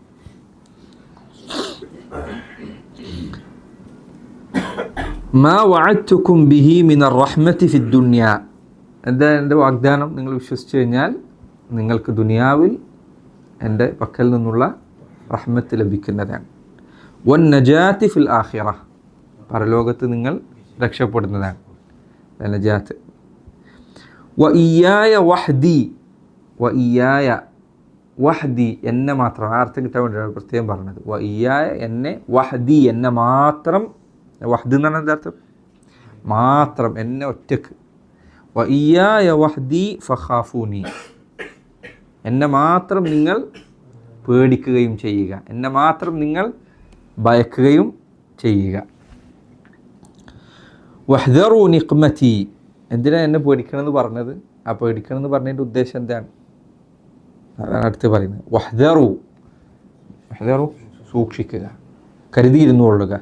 വഹ്ദറു നിഖ്മതി, നിഖ്മ നിഅമത്തിന് നേരെ ഓപ്പോസിറ്റ് നിഖ്മ. നിഅമത്ത് അനുഗ്രഹം, നിഖ്മത്ത് ശിക്ഷ. വഹ്ദറു നിഖ്മതി, എൻ്റെ ശിക്ഷ നിങ്ങൾ ഭയക്കുക. ഇൻ നഖൽതുമുൽ അഹദ, കണ്ടില്ലേ? അതാണ് അവിടെ അത് പറഞ്ഞതിൻ്റെ അർത്ഥം. ഇൻ നഖൽതു, നഖദ നഖദ നമ്മൾ മുന്നെടുത്തിട്ടില്ലേ? നഖബ, നവാഖിദ് ഇസ്ലാമൊക്കെ കേൾക്കില്ലേ? നഖദാണ്, നഖദ ശരിക്ക് പൊളിക്കുക എന്നതിൻ്റെ അർത്ഥം, ഇവിടെ ലംഘിക്കുക. നവാഖിദ് ഇസ്ലാം നാഖിദ് എന്ന് പറഞ്ഞു. അല്ലല്ല, ഇത് നൂനില്ലേ തുടക്കത്തിൽ? കള വേറെ, നഖദ വേറെ. നഖദ എന്ന് പറഞ്ഞാൽ എന്താ? പൊളിക്കുക, പൊളിക്കുന്ന നഖദ എന്ന് പറയുന്നത്. നവാഖിദ് ഇസ്ലാം എന്ന് പറഞ്ഞാൽ ഇസ്ലാമിനെ പൊളിക്കുന്ന കാര്യങ്ങൾ. ഫഇൻ നഖൽതും അഹ്ദി, നിങ്ങൾ എൻ്റെ കരാർ ലംഘിച്ചാൽ, എൻ്റെ കരാർ നിങ്ങൾ ഇല്ലാതെയാക്കിയാൽ. അപ്പോൾ നോക്കൂ, ആയത്തിൻ്റെ മുനാസബ നോക്കൂ നിങ്ങൾ. എൻ്റെ നിഅമത്ത് നിങ്ങൾ സ്മരിക്കുക, കരാർ നിങ്ങൾ പാലിക്കുക, പാലിച്ചിട്ടില്ലെങ്കിൽ വയ്യായ ഫർഹബൂൻ, എന്നെ പേടിക്കുക. ഇവിടെ എന്തുണ്ട് ഈ ആയത്തിൽ? നമ്മൾ പലപ്പോഴും പറയുന്ന കാര്യത്തിലുണ്ട്, അയ്യോ ഭയപ്പെടുത്തലുണ്ട്. തർഹീബ് ആയത്തിൻ്റെ തുടക്കത്തിൽ തർഹീബാണെങ്കിൽ അവസാനത്തിൽ തർഹീബാണ്. അനുഗ്രഹങ്ങളെക്കുറിച്ചുള്ള ഓർമ്മപ്പെടുത്തലാണ് തുടക്കത്തിലുള്ളതെങ്കിൽ അവസാനത്തിൽ പേടിപ്പെടുത്തലുള്ളത്. ഇപ്പോൾ എന്തിനാണ് അവർ പേടിപ്പെടുത്തിയ ഉദ്ദേശം? എന്താണ്? എൻ്റെ കരാർ ലംഘിക്കരുത് എന്ന് പറയാനാണ്. അതാണ് അതിൻ്റെ ഉദ്ദേശം. മനസ്സിലായില്ലേ പറഞ്ഞേ? വഹ്ദറു നിഖ്മതി ഇൻ നഖൽതുമുൽ അഹ്ദ വകഫർതും ബി. വകഫർതും, കഫർത്തും അറിയാത്ത പോലെ നോക്കില്ല. കഫറ എന്നുള്ള വാക്ക് നമ്മൾ പഠിച്ചല്ലേ? കഫർത്തും, നിങ്ങൾ നിഷേധിച്ചാൽ. വകഫർതും ബി, എന്നെ നിങ്ങൾ നിഷേധിച്ചാൽ. അപ്പം എന്നെ നിങ്ങൾ നിഷേധിക്കുകയും എൻ്റെ കരാർ നിങ്ങൾ ലംഘിക്കുകയും ചെയ്താൽ എൻ്റെ ശിക്ഷയെ നിങ്ങൾ ഭയന്നു കൊള്ളുക. ഇതാണ് അതിൻ്റെ തഫ്സീറിലുള്ള അതിൻ്റെ. ഇപ്പം എന്താ ഇത്രയും പറഞ്ഞത്? കുറേ തരം പറയുമ്പോൾ എന്ത് ചെയ്യും, നമ്മൾ തല തെറ്റിപ്പോയത്. രാവിലെ പണിയെടുത്തിട്ട് വരുന്നതാണ് നിങ്ങൾ, അതുകൊണ്ട് എനിക്കറിയാം, ശ്രദ്ധ തെറ്റിപ്പോരുത്. എന്താ ഇത്രയും നമ്മൾ പറഞ്ഞത്? ഒന്ന്, യാ ബനി ഇസ്രായീൽ, ഇസ്രായീലിൻ്റെ സന്തതികൾ. അപ്പോൾ ഇസ്രായീലുമായി ബന്ധപ്പെട്ട് ചിലത് നമ്മൾ പറഞ്ഞു. യാ ബനി ഉദ്കുറു നിഅമതി അല്ലത്തി അൻഅംതു അലൈക്കും, എൻ്റെ അനുഗ്രഹങ്ങൾ നിങ്ങൾ സ്മരിക്കുക. എന്താ സ്മരിക്കുന്നതിൻ്റെ ഉദ്ദേശം? സ്മരിക്കുക എന്ന് പറഞ്ഞാൽ ശുക്രാൻ. ഉദ്കുറു നിഅമതി അല്ലത്തി അൻഅംതു അലൈക്കും വഔഫു ബിഅഹ്ദി, എൻ്റെ കരാർ നിങ്ങൾ പാലിക്കുക. ഏതാ കരാർ? നബിമാരെ വിശ്വസിക്കണം, താങ്കൾ വിശ്വസിക്കണം. അപ്പോൾ ഇസ്ലാം സ്വീകരിക്കാന്നാണ് ആ പറഞ്ഞതിൻ്റെ ഉദ്ദേശം. ഊഫി ബിഅഹ്ദിക്കും, നിങ്ങൾ അത് ചെയ്താൽ എൻ്റെ കരാർ ഞാൻ പാലിക്കുന്നതാണ്. ഏതാ എൻ്റെ കരാർ? ദുനിയാവിൽ റഹ്മത്ത് ഉണ്ടാവും, പരലോകത്ത് രക്ഷപ്പെടുകയും ചെയ്യാം. അതാണ് അള്ളാഹുവിൻ്റെ വാഗ്ദാനം. വഇയ്യായ ഫർഹബൂൻ, നിങ്ങൾ എന്നെ മാത്രം പേടിക്കുകയും ചെയ്യുക. എന്താ അതിൻ്റെ ഉദ്ദേശം? നിങ്ങൾ എൻ്റെ കരാർ ലംഘിച്ചാൽ, ഞാൻ പറഞ്ഞ് വിശ്വസിച്ചിട്ടില്ലെങ്കിൽ എൻ്റെ ശിക്ഷ ഉണ്ടായിരിക്കും. നോക്കൂ, ഇത്ര 4-5 ഭാഗങ്ങളായിട്ട് അതിലത്തെ വിഷയങ്ങളെ നമുക്ക് ചിന്തിക്കാനുണ്ട്. ചെറിയ ആയത്താണ്, പക്ഷേ 4-5 കാര്യങ്ങളുണ്ട്. ഒന്ന്, ബനു ഇസ്രായീൽ അവരെ വിളിച്ചു എന്നുള്ളത്. 2, അവർക്ക് കൊടുത്ത അനുഗ്രഹങ്ങൾ. 3, അള്ളാഹു അവരോട് ചെയ്ത കരാർ. 4, അള്ളാഹുവിനോട് അവർക്കുള്ള കരാർ. ഈ കരാർ ലംഘിച്ചാൽ ഉണ്ടാകാനിരിക്കുന്ന കാര്യം. ഒക്കെ ഇത്രയും വിഷയം അതിലുണ്ട്. തഫ്സീർ മുഫസ്സിരീങ്ങൾ ചില പറഞ്ഞ ചില കാര്യങ്ങൾ പറഞ്ഞ് നമുക്ക് നിർത്താം. ഇവിടെ അള്ളാഹു സുബ്ഹാനഹു വ തആല ബനു ഇസ്രായീൽ എന്നാണ് വിളിച്ചത്. പൊതുവെ ബനു ഇസ്രായീൽ എന്നതുകൊണ്ട് ഉദ്ദേശം യഹൂദരാണ്. പൊതുവെ ചില സന്ദർഭത്തിൽ നസാറാക്കളും, പൊതുവെ ഉദ്ദേശം യഹൂദരാണ്. യഹൂദർക്കുള്ള പേരുകൾ, 2 പേരുകൾ പൊതുവെ ഖുർആനിൽ കാണാം. ഒന്ന് ബനു ഇസ്രായീൽ, മറ്റൊന്ന് യഹൂദ്. ഇതാണ് അവരുടെ പേര്. യഹൂദ് എന്ന പേര് അവർക്ക് നൽകപ്പെട്ടത് അല്ലാഹു അലം. ചിലർ പറഞ്ഞു മൂസാ നബിയുടെ വാക്കിൽ നിന്നാണ്. ഇന്നാ ഹുദ്ന ഇലൈക്ക് എന്ന് അള്ളാഹുവിൻ്റെ റസൂലായ മൂസാ നബി അലൈഹി സ്വലാത്തു വസ്സലാം പറഞ്ഞു. ഇന്നാ ഹുദ്ന ഇലൈക്ക്, അതിൽ നിന്നാണ് യഹൂദ് എന്ന് വന്നത് എന്ന് ചിലർ പറഞ്ഞിട്ടുണ്ട്. വേറെ ചിലർ പറഞ്ഞു യഹൂദ എന്ന യാക്കൂബ് നബിയുടെ ആദ്യത്തെ മകൻ, അദ്ദേഹത്തിൻ്റെ പേരിലേക്ക് ചേർത്തിക്കൊണ്ടാണ് യഹൂദ് എന്ന പേര് വന്നത്. 2 അഭിപ്രായങ്ങൾ കാണാം, വേറെ അഭിപ്രായങ്ങൾ കാണാം. യഹൂദ്, അവരുടെ പേര് യഥാർത്ഥത്തിൽ യഹൂദ് എന്നോ ബനു ഇസ്രായീൽ എന്നോ ആണ്. യഹൂദാണ് ഖുർആനിൽ പൊതുവെ വന്നിട്ടുള്ള പേര് യഹൂദ് എന്നതാണ്. യഹൂദ് പൊതുവെ ശരീഅത്തിൽ വന്ന പദങ്ങൾ അതുപോലെ ഉപയോഗിക്കുക എന്നത് നമ്മൾ ശ്രദ്ധിക്കേണ്ട കാര്യമാണ്. കാരണം മുസ്ലിങ്ങൾക്കിടയിൽ അഭിപ്രായ വ്യത്യാസങ്ങൾ കുറക്കാനും ദീൻ അതിൻ്റെ തനിമയോടുകൂടി നിലനിൽക്കാനും പല പണ്ഡിതന്മാർ പറഞ്ഞേക്കാണ്. അറബി വാക്കുകൾ ഖുർആനിൽ എങ്ങനെയാണോ വന്നത് അങ്ങനെ തന്നെ നിലനിർത്താൻ. ഇപ്പോൾ യഹൂദർ എന്ന് പറഞ്ഞാൽ എനിക്ക് തോന്നുന്നു മലയാളത്തിൽ വരെ ആൾക്കാർക്ക് അറിയാം ആരാണ് യഹൂദർ എന്നുള്ളത്. അവിടെ പിന്നെ ജൂതർ എന്ന് അറിയുന്നില്ല, യഹൂദർ എന്ന് തന്നെ പറയാം. അതേപോലെ തന്നെയാണ് ചില പണ്ഡിതന്മാർ ബക്കർ അബൂ സയ്യിദ് അദ്ദേഹത്തിൻ്റെ ഉപയോഗിക്കാൻ പാടില്ലാത്ത വാക്കുകളിൽ എണ്ണിയ കാര്യമാണ് ക്രൈസ്തവർ എന്ന വാക്ക്, മസീഹികൾ എന്ന വാക്ക്. അറബിയിൽ മസീഹി എന്നറിയും. അദ്ദേഹം പറഞ്ഞു ഖുർആനിൽ അള്ളാഹു അവർക്ക് നൽകിയ പേര് നസാറ എന്നതാണ്. ആ പേരിലാണ് അവരെ അഭിസംബോധന, നസാറാക്കൽ. അതാണ് അവർക്കുള്ള പേര്, ഖുർആൻ കൊടുത്ത പേരാണ്.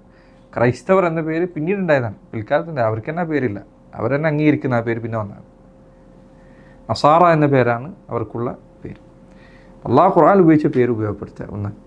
2, ഈ ആയത്തിൻ്റെ തഫ്സീർ ഷെയ്ഖ് അൽ ഫൗസാൻ അദ്ദേഹം പറഞ്ഞേക്കണം, യഥാർത്ഥത്തിൽ ഇന്ന് യഹൂദർ ഈ പേര് ഉപയോഗിക്കാറില്ല. യഹൂദ് എന്ന പേര് അവർ ഉപേക്ഷിച്ച രൂപത്തിലാണ്. കാരണം അള്ളാഹു അവൻ്റെ കിതാബിൽ, മുൻകഴിഞ്ഞ വേദങ്ങളിലും ഖുർആനിലും യഹൂദർ അവരെ ശപിച്ചിരിക്കുന്നു എന്നത് വ്യക്തമായി അറിയിച്ച കാര്യമാണ്.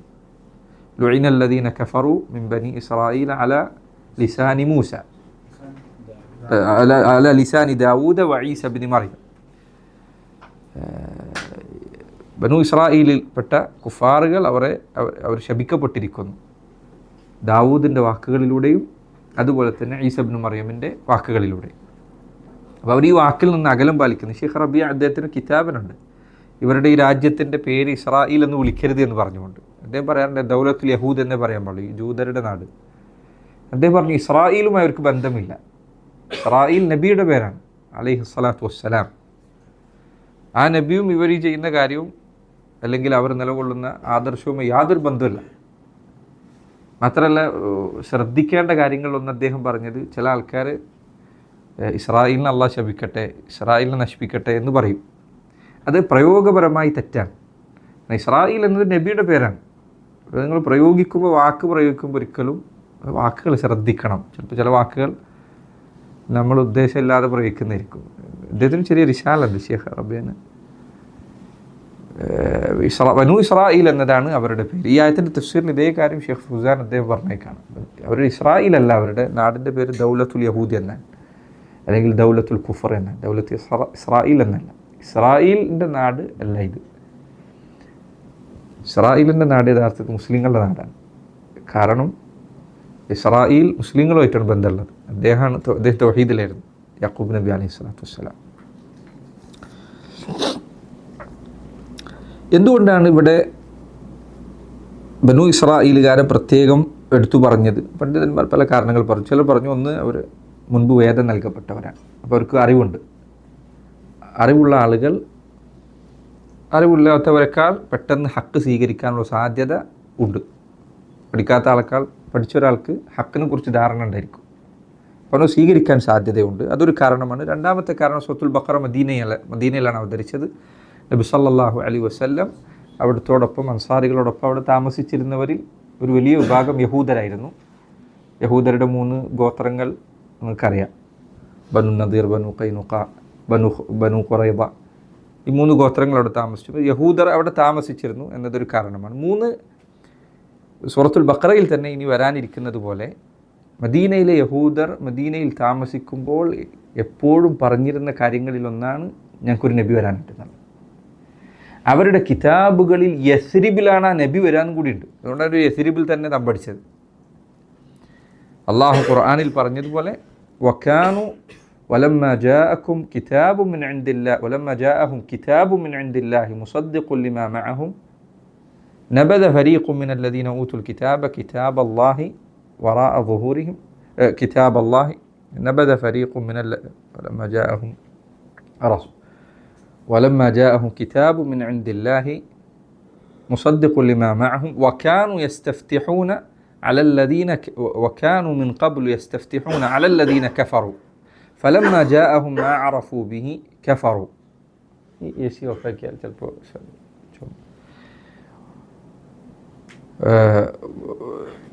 അള്ളാഹു ഖുർആനിൽ പറയും, യഹൂദർ അവർക്ക് കിതാബ് വന്നെത്തിയപ്പോൾ അവരതിനെ തള്ളിക്കളഞ്ഞു.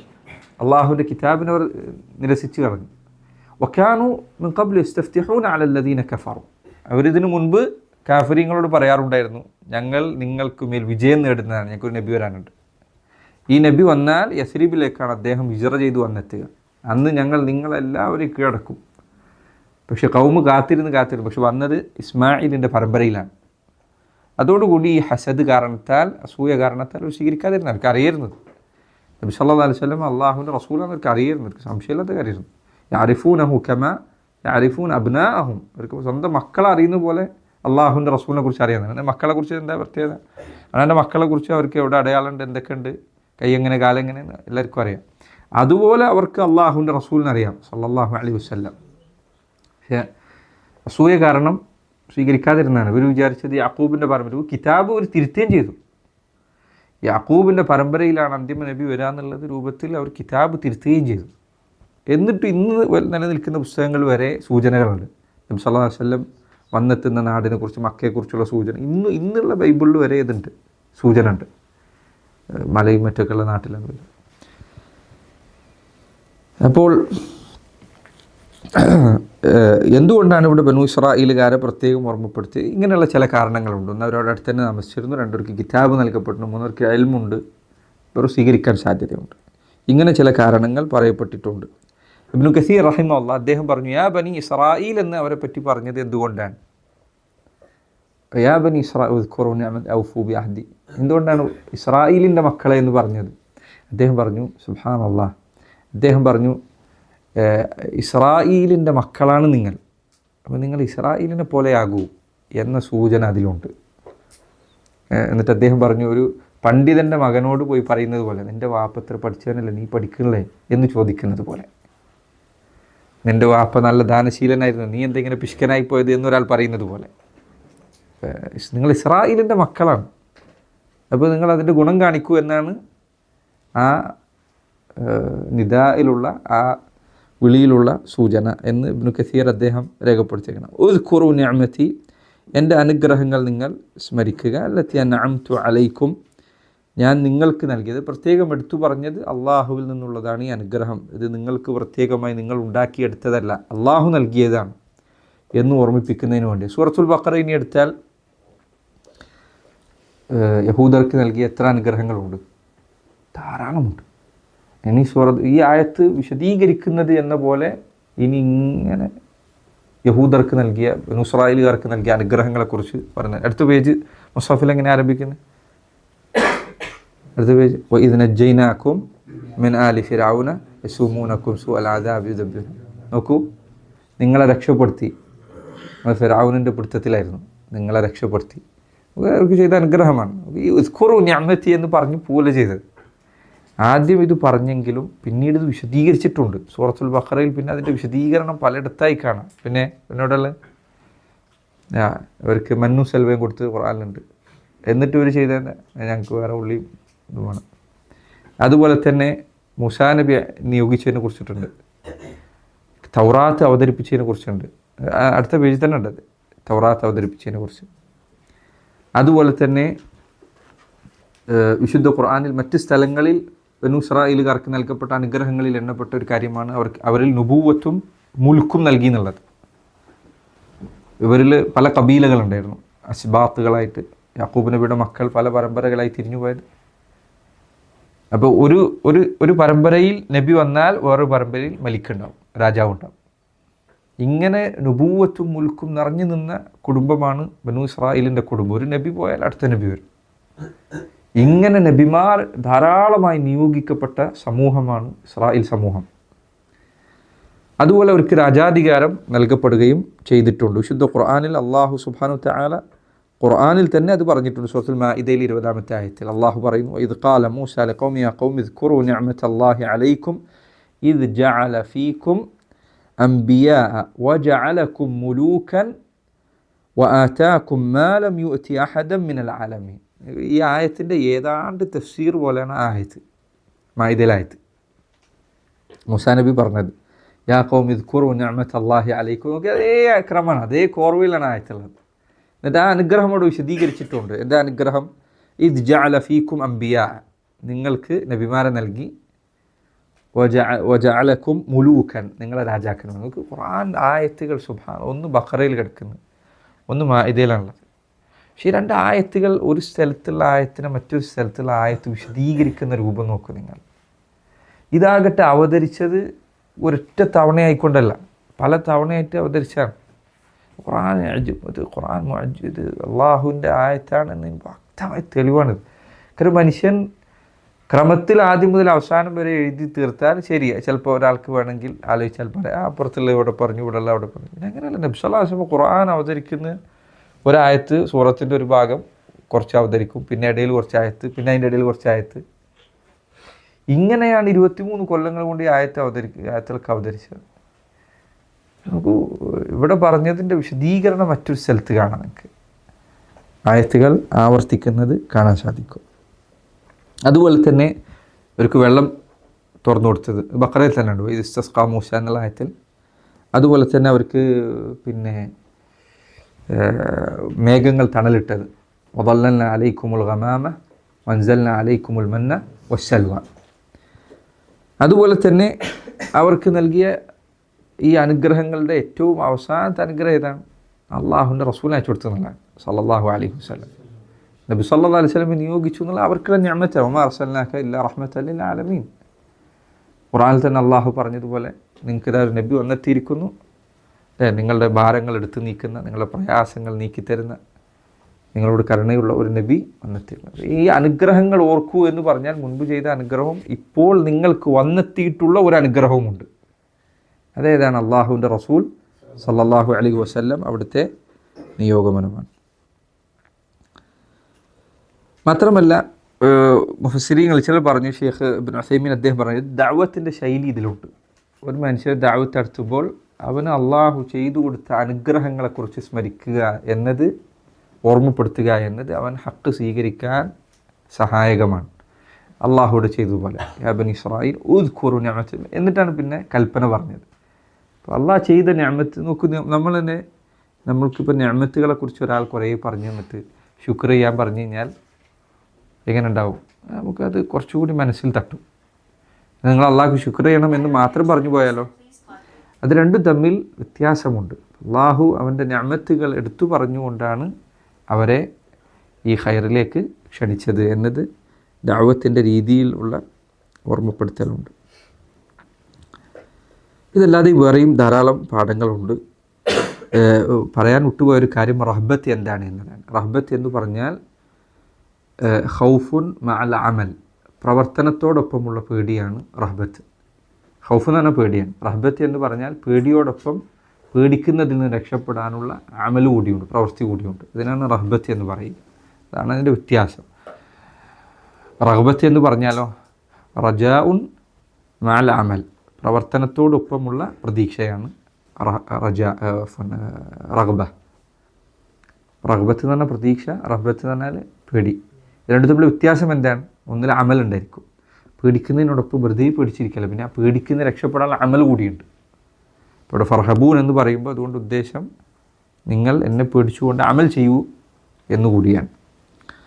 ഇതാണ് റഹ്ബത്ത് എന്നതുകൊണ്ട് ഉദ്ദേശിക്കുന്നത്. ഇബ്നു ഉസൈമീൻ റഹിമഹുല്ലാഹ് ഈ ആയത്തിൻ്റെ തഫ്സീർ അദ്ദേഹം പറഞ്ഞു, ഈ അള്ളാഹുവിനോടുള്ള പേടി എന്നത് ശ്രദ്ധിക്കേണ്ട കാര്യമാണ്. അള്ളാഹുവിനെ പേടിക്കുക എന്നുള്ളത് ബനൂ ഇസ്രായേലുകാരോട് പറഞ്ഞ കാര്യമാണ്. അതുകൊണ്ട് മനുഷ്യനെ സംബന്ധിച്ചിടത്തോളം അള്ളാഹുവിൻ്റെ ദീൻ അതനുസരിക്കാൻ തടസ്സമാകുന്ന വിധത്തിൽ ഒരു പേടിയും അവനെ പിടികൂടാൻ പാടില്ല. അള്ളാഹുവിനെ അനുസരിക്കുന്ന കാര്യത്തിൽ ലാ യഖാഫൂന ഫില്ലാഹി ലൗമത്തലായിം. അള്ളാഹുവിൻ്റെ കാര്യത്തിൽ ഒരു ആക്ഷേപകൻ്റെ ആക്ഷേപത്തെയും ഭയപ്പെടരുത്, ഒന്നിനെയും പേടിക്കരുത്.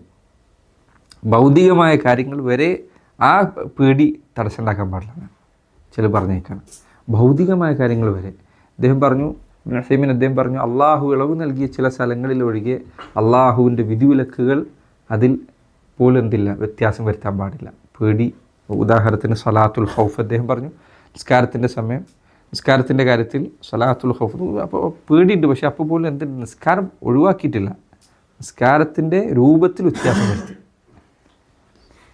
അപ്പോൾ പേടിയുടെ സമയമാണെങ്കിൽ പോലും അള്ളാഹുവിൻ്റെ വിധി വിലക്കുകൾ, ഏറ്റവും നീ ഭയപ്പെടേണ്ടത് അള്ളാഹുവിനെ, ഏറ്റവും നീ പേടിക്കേണ്ട അള്ളാഹുവിനെയാണ്. മാത്രമല്ല അള്ളാഹുവിനെ കുറിച്ചുള്ള പേടി സഹോദരങ്ങളെ സൃഷ്ടികളിൽ ഒരാളോടുമുള്ള പേടി പോലെയല്ല. ഇബ്നുൽ ഖയ്യിം അദ്ദേഹം പറഞ്ഞതുപോലെ, മൻ ഖാഫ ഷൈഅൻ ഹറബ മിൻഹു മൻ ഖാഫ അല്ലാഹ ഹറബ ഇലൈഹി. ആരെങ്കിലും എന്തെങ്കിലും വസ്തുവിനെ പേടിച്ചു തുടങ്ങിയാൽ ആ വസ്തുവിൽ നിന്ന് അകലാനാണ് ശ്രമിക്കുക. അള്ളാഹുവിനെ ഒരാൾ പേടിച്ചാൽ അവൻ അള്ളാഹുവിലേക്ക് അടുക്കുകയാണ് ചെയ്യുക. അള്ളാഹുവിനോടുള്ള പേടി വ്യത്യാസമുള്ളതാണ്, സൃഷ്ടികളോടുള്ള പേടി പോലെയല്ല. നമുക്ക് സൃഷ്ടികൾ എന്തെങ്കിലും വസ്തുവിന് പേടി തോന്നിയാൽ അതിൻ്റെ അടുത്ത് ഓടി രക്ഷപ്പെടുകയും ചെയ്യും. പക്ഷെ അള്ളാഹുവിനോടുള്ള പേടി മനുഷ്യനെ നയിക്കുക അള്ളാഹുവിലേക്ക് തന്നെയാണ്. ലാ മൽജ വലാ മൻജ മിൻക ഇല്ല ഇലൈക. അള്ളാഹുവെ, ഒരു അഭയസ്ഥാനമില്ല നിന്നിൽ നിന്ന് ഓടി രക്ഷപ്പെടാൻ, നിന്നിലേക്കല്ലാതെ മറ്റൊരു സ്ഥലമില്ല. നിൻ്റെ അടുത്ത് നിന്ന് രക്ഷപ്പെടാൻ നിന്നിലേക്കല്ലാതെ മറ്റൊരു അഭയസ്ഥാനമില്ല. അള്ളാഹു സുബ്ഹാനഹു വ തആലയെ പേടിക്കുക, പേടി ഉണ്ടാകുക എന്നത് വളരെ ശ്രദ്ധിക്കേണ്ട കാര്യമാണ്. പലപ്പോഴും ഈ കാലഘട്ടത്തിൽ ഇർജാ എന്ന് പറയുന്ന വാദം, ദീൻ അള്ളാഹ് ഗഫൂറാണ്, അള്ളാഹ് റഹീമാണ്, തൗഹീദ് ഉണ്ടായാൽ മതി, തോന്നിയ പോലെ ജീവിച്ചോ എന്ന് പറയുന്ന ആളുകളുടെ ആധിക്യം കാരണത്താൽ മനുഷ്യരിൽ പലർക്കും ഭയം എന്നത് ഇല്ലാതെയായിരിക്കും. പേടി തീരെ ആളുകൾക്ക് നഷ്ടപ്പെടുകയാണ്. ഹസനുൽ ബസ്രി അദ്ദേഹം പറഞ്ഞയക്കാണ്, നിനക്ക് അള്ളാഹുവിനെക്കുറിച്ച് പ്രതീക്ഷ നൽകി അവസാനം പരലോകത്ത് നിന്നെ നാശത്തിൽ കൊണ്ടെത്തിക്കുന്ന ഒരു കൂട്ടുകാരനെ കിട്ടുന്നതിനേക്കാൾ നല്ലത് നിന്നെ ഭയപ്പെടുത്തി നിന്നെ നരകത്തിൽ നിന്ന് രക്ഷപ്പെടുത്തുന്ന ഒരുത്തിനെ കിട്ടലാണ്. ചില ആൾക്കാർ അങ്ങനെയാണ്, ഒപ്പം നടന്നു കഴിഞ്ഞാൽ എന്ത് തെറ്റ് കണ്ട എനിക്കറിയാം ഇങ്ങനെയല്ലേ എന്ന് പറയും. നമുക്ക് കഴിവ് പറഞ്ഞു തരാനേ ഉണ്ടാവുള്ളൂ. ഇവൻ പരലോകത്തുണ്ടാവുമോ നാളെ? ഇല്ല, നീ തന്നെ ഉണ്ടാവുള്ളൂ. അങ്ങനെ നിന്നെ പ്രതീക്ഷ തന്ന് കുഴിയിൽ ചാടിക്കുന്ന ഒരുത്തനേക്കാൾ നിനക്ക് നല്ലത് നിന്നെ പേടിപ്പിക്കുന്ന ഒരുത്തനാണ്. എന്തൊരു കാര്യം ചെയ്യുമ്പോൾ നിന്നെ ഓർമ്മിപ്പിക്കുന്ന ഒരുത്തൻ, ഇത് നമുക്ക് പ്രശ്നമാണ്, ഇത് പരലോകത്ത് പ്രശ്നമാണ്, ഇത് ബുദ്ധിമുട്ടുണ്ടാക്കും, ഇത് ഇങ്ങനെ ഒരാൾ ഭയപ്പെടുത്തുന്ന ഒരാൾ ലഭിക്കുന്നതാണ് പ്രതീക്ഷ നൽകി അവസാനം അപകടത്തിൽ വീഴ്ത്തുന്ന ഒരാളെ ലഭിക്കുന്നതിനേക്കാൾ നിനക്ക് നല്ലത് എന്ന് അദ്ദേഹം പറഞ്ഞു. അതുപോലെ തന്നെ സാദ് ഇബ്നു ഉസൈമീൻ അദ്ദേഹത്തോട് ഈ ആയത്തിൻ്റെ തഫ്സീറിൻ്റെ അവസാനത്തൊരു ചോദ്യമുണ്ട്. അദ്ദേഹത്തോട് ചോദിച്ചു, ജിന്നുകളെക്കുറിച്ചുള്ള പേടി. ഇതേപോലെ തന്നെയാണ്. അദ്ദേഹം പറഞ്ഞു, ഒരു മനുഷ്യൻ ഇത്തരം ജിന്നുകളോടുള്ള പേടി, ഇങ്ങനെ ജീവിക്കുക എന്നുള്ളത് ഒരു മുഅ്മിന് യോജിച്ചതല്ല.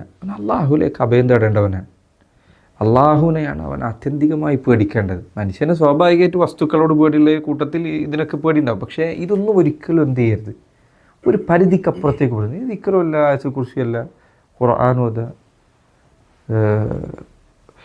സുബ്ഹാനല്ലാഹ്. പലപ്പോഴും തൗഹീദുള്ള ആളുകൾ പണ്ടൊരു കാലത്താണെങ്കിൽ, ചിലർ പറഞ്ഞ പോലെ പണ്ട് കാലത്താണെങ്കിൽ തൗഹീദുള്ളൊരു മനുഷ്യന് പാതിരാത്രി നടന്നു പോകാൻ എന്തെങ്കിലും സ്ഥലത്ത് കൂടെ ഒറ്റയ്ക്ക് നടന്നു പോകേണ്ടി വന്നാൽ അവൻ പേടിക്കില്ല, അവൻ ധൈര്യമായിട്ട് നടന്നു പോകും. കാരണം അള്ളാഹുവിൽ തവക്കുലുണ്ട്. രാത്രി ഒറ്റയ്ക്ക് എല്ലായിടത്തും കൂടെ നടന്നു പോകണം എന്നല്ല ഞാനീ പറയുന്നത്. നടന്നു പോകേണ്ടി വന്നാൽ, ഒരു മഖ്ബറയിലോ ഖബർസ്ഥാനിലോ പോകേണ്ടി വന്നാൽ, പാതിരാത്രി പോകേണ്ടി തൗഹീദുള്ള ഒരുത്തനെ പണ്ട് വിട്ടാൽ ഒരു പേടിയില്ല, അവൻ ധൈര്യത്തിൽ പോയിട്ട് വരും. പക്ഷേ ഇന്ന് പലപ്പോഴും സലഫികളാണെന്ന് സ്വയം പറയുന്ന ചില ആളുകൾക്ക് എന്തിനേയും പേടിയാണ്, എവിടെ തിരിഞ്ഞാലും പേടി. അവൻ സിഹറയോ അവൻ കണ്ണേറിയോ മറ്റവൻ എന്ത് ചെയ്യും, ഇങ്ങനെ പേടി അള്ളാഹ് വിധിച്ചതിനപ്പുറത്ത് സംഭവിക്കുകയില്ല. ഇങ്ങനെ പേടിച്ചിരുന്നു കഴിഞ്ഞാൽ നിനക്ക് ഒന്നും ചെയ്യാൻ പറ്റും. നിനക്ക് ദഅവത്ത് ചെയ്യാൻ പറ്റുമോ? ആൾക്കാർ ഉപദ്രവിക്കൂലേ? നിനക്ക് പുറത്തേക്ക് ഇറങ്ങാൻ പറ്റുമോ? പേടി അങ്ങനെ പേടി. അള്ളാഹ് വിധിച്ചതിനപ്പുറത്തൊന്നും സംഭവിക്കുകയില്ല. അള്ളാഹ് വിധിച്ചത് എന്തായാലും സംഭവിക്കും. ലാ യറുദ്ദു അൽ ഹദറുൽ ഖദർ. എത്ര നീ സൂക്ഷിച്ചാലും അള്ളാഹുവിൻ്റെ ഖദർ തടുക്കാൻ സാധിക്കും. എന്തിനാ ഖദറിൽ വിശ്വസിക്കുന്നത്? മനുഷ്യന് സ്വാഭാവികമായി പേടിയുണ്ടായിരിക്കും. ഈ പറഞ്ഞതിനടുത്ത് ജിന്നൊരു ഉപദ്രവം ചെയ്യും അങ്ങനെയൊന്നല്ല ഞാൻ പറഞ്ഞതിൻ്റെ അർത്ഥം.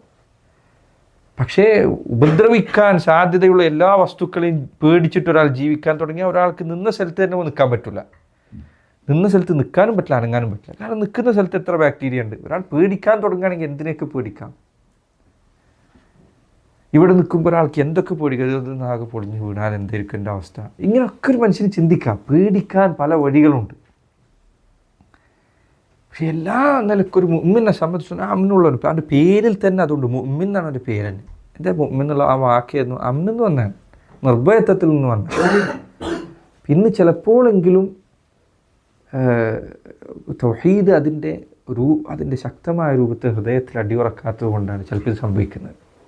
എന്നാൽ ഞാൻ ഈ പറഞ്ഞതിൻ്റെ അർത്ഥം രാത്രി വല്ലപ്പോഴും ഒറ്റയ്ക്ക് യാത്ര ചെയ്യണം അങ്ങനെയല്ല. നബി സല്ലല്ലാഹു അലൈഹി വസല്ലം അത് പ്രോത്സാഹിപ്പിച്ചിട്ടില്ല, രാത്രി ഒറ്റയ്ക്ക് യാത്ര ചെയ്യുന്നത്. അതല്ലെങ്കിൽ മഖ്ബറയിൽ ഒറ്റയ്ക്ക് രാത്രി പോയിരിക്കണം, ഇങ്ങനെയൊന്നല്ല ഞാൻ പറഞ്ഞത്. പക്ഷെ പോകേണ്ടി വന്നാൽ എനിക്ക് പേടിക്കരുത്. അങ്ങനെ സന്ദർഭം വന്നാൽ നീ ധൈര്യമുള്ളവനായിരിക്കും. നബി സല്ലല്ലാഹു അലൈഹി വസല്ലം അവിടത്തേക്ക് സംഭവിച്ചതുപോലെ ഒരിക്കൽ മദീനയിൽ ഉച്ചത്തിൽ ശബ്ദം കേട്ടു. സഹാബികളെല്ലാവരും കൂടി ഒരുമിച്ച് കൂടിയിട്ട് ഇതെന്താണെന്ന് നോക്കാൻ വേണ്ടി പോകാൻ തീരുമാനിക്കുമ്പോഴുണ്ട് അത് ആ മദീനയുടെ ഭാഗത്ത് നിന്ന് അള്ളാഹുവിൻ്റെ റസൂൽ സല്ലല്ലാഹു അലൈഹി വസല്ലം കടിഞ്ഞാണില്ലാത്ത ഒരു കുതിരപ്പുറത്ത് അവിടുന്ന് വരുന്നു. എന്നിട്ട് അവിടുന്ന് വന്നിട്ട് പറയില്ല, പേടിക്കാനൊന്നുമില്ല. നോക്കൂ, അവിടത്തേക്ക് ധൈര്യം നോക്കൂ. ഇപ്പോൾ ഒരു മുഅ്മിനെ സംബന്ധിച്ച് തൗഹീദ് അധികരിക്കുന്നതിനനുസരിച്ച് അവന് ധൈര്യം വർദ്ധിക്കണം. ജീവിതത്തിൽ അവന് ധൈര്യം ഉണ്ടായിരിക്കണം. ഇങ്ങനെ എല്ലാത്തിനെയും പേടിച്ച് ജീവിക്കുക, ജിന്നിനെ പേടിച്ചും മറ്റേനെ പേടിച്ചും മറിച്ചതിനെ പേടിച്ചും എന്ത് തൊട്ടാലും തോണ്ടിയാലും പേടി, അങ്ങനെ ജീവിക്കരുത്. ആൾക്കാർ പലപ്പോഴും ഇത് അള്ളാഹുവിനെ കുറിച്ച് പറഞ്ഞു കൊടുക്കാതെ ജിന്നിനെ കുറിച്ച് പറഞ്ഞു കൊടുത്താലുള്ള പ്രശ്നമാണ്. അള്ളാഹു ആരാണെന്ന് മനസ്സിലാക്കി കൊടുക്കാതെ ജിന്നെന്ന് മാത്രം പറഞ്ഞു കൊടുത്തു കഴിഞ്ഞാൽ ആൾക്കാർക്ക് എന്തെയില്ല, ഇത് കൃത്യമായി മനസ്സിലാവില്ല. അതുകൊണ്ട് ഏത് കാര്യവും ദീന് പഠിപ്പിക്കുമ്പോൾ നമ്മൾ ശ്രദ്ധിക്കണം. തീരെ ധാരണയില്ലാത്ത ഒരുത്തൻ ചിലപ്പോൾ പലപ്പോഴും ആൾക്ക് സംഭവിക്കുന്ന കാര്യമാണ്. ആൾക്കാർ ഏതെങ്കിലും ദീനൊക്കെ ആയിട്ട് വന്ന് ഒരു ദിവസം രാത്രി എവിടെയെങ്കിലും കിടക്കാൻ ഒരുമിച്ച് കിടന്നാൽ തുടങ്ങും ജിന്ന് കഥ രാവിലെ മുതൽ. എന്നിട്ട് ഇവൻ രാത്രി അന്ന് ഉറങ്ങൂല, ബാത്റൂമിൽ പോകാൻ പേടി. അവിടെ ഇങ്ങനെ എത്ര ആൾക്കാർ സംഭവിക്കലുണ്ട്. ഇത് ശരിയല്ല, ചെയ്യരുത്. മനുഷ്യരെ വെറുതെ പേടിപ്പിക്കരുത്. ചില ആൾക്കാർക്ക് ഈ പേടിയിലാണ് പലപ്പോഴും പല പ്രശ്നങ്ങളുണ്ടാകും. അപ്പോൾ ഒരിക്കലൊരു മുഅ്മിനെ പേടിപ്പിക്കരുത്. നബി സല്ലല്ലാഹു അലൈഹി വസല്ലം ഹദീസിൽ വന്നതുപോലെ ലാ യഹില്ലു ലി മുസ്ലിമിൻ അൻ യുറഇബ മുസ്ലിം. ഹദീസിൽ ലഫ്ദ് കൃത്യമായിട്ട് ഓർമ്മയില്ല. നബി സല്ലല്ലാഹു ഒരു മുസ്ലിമിനെ ഭയപ്പെടുത്തുക, പേടിപ്പെടുത്തുക എന്നത് ഒരു മുഅ്മിന് യോജിച്ചതല്ല. അവിടുന്ന് സഹാബിമാരിൽ ഒരാൾ കിടന്നുറങ്ങിയപ്പോൾ അയാൾ വാളെടുത്ത് വെച്ചിരുന്നു, ആയുധം. ഇതെടുത്ത് മാറ്റി. അവർ എണീച്ച് നോക്കിയപ്പോൾ ആയുധം കാണുന്നില്ല. അദ്ദേഹം പേടിച്ചു. അപ്പോൾ മറ്റുള്ളവർ നോക്കിയിട്ട് ചിരിച്ചു. അപ്പോൾ നബി സല്ലല്ലാഹു അലൈഹി വസല്ലം പറഞ്ഞാണ് ഒരു മുഅ്മിന് എന്ത് ചെയ്യാൻ പാടില്ല, ഒരു മുസ്ലിമിനെ മറ്റൊരു മുസ്ലിമിനെ ഭയപ്പെടുത്തുക എന്നത് ഒരു മുസ്ലിമിന് യോജിച്ചതല്ല. പക്ഷേ ആൾക്കാർക്ക് രാത്രി വരുന്ന ആളെ പെട്ടെന്ന് ഒച്ചുണ്ടാക്കി പേടിപ്പിക്കുക, ബാക്കിൽ നിന്ന് പേടിപ്പിക്കുക.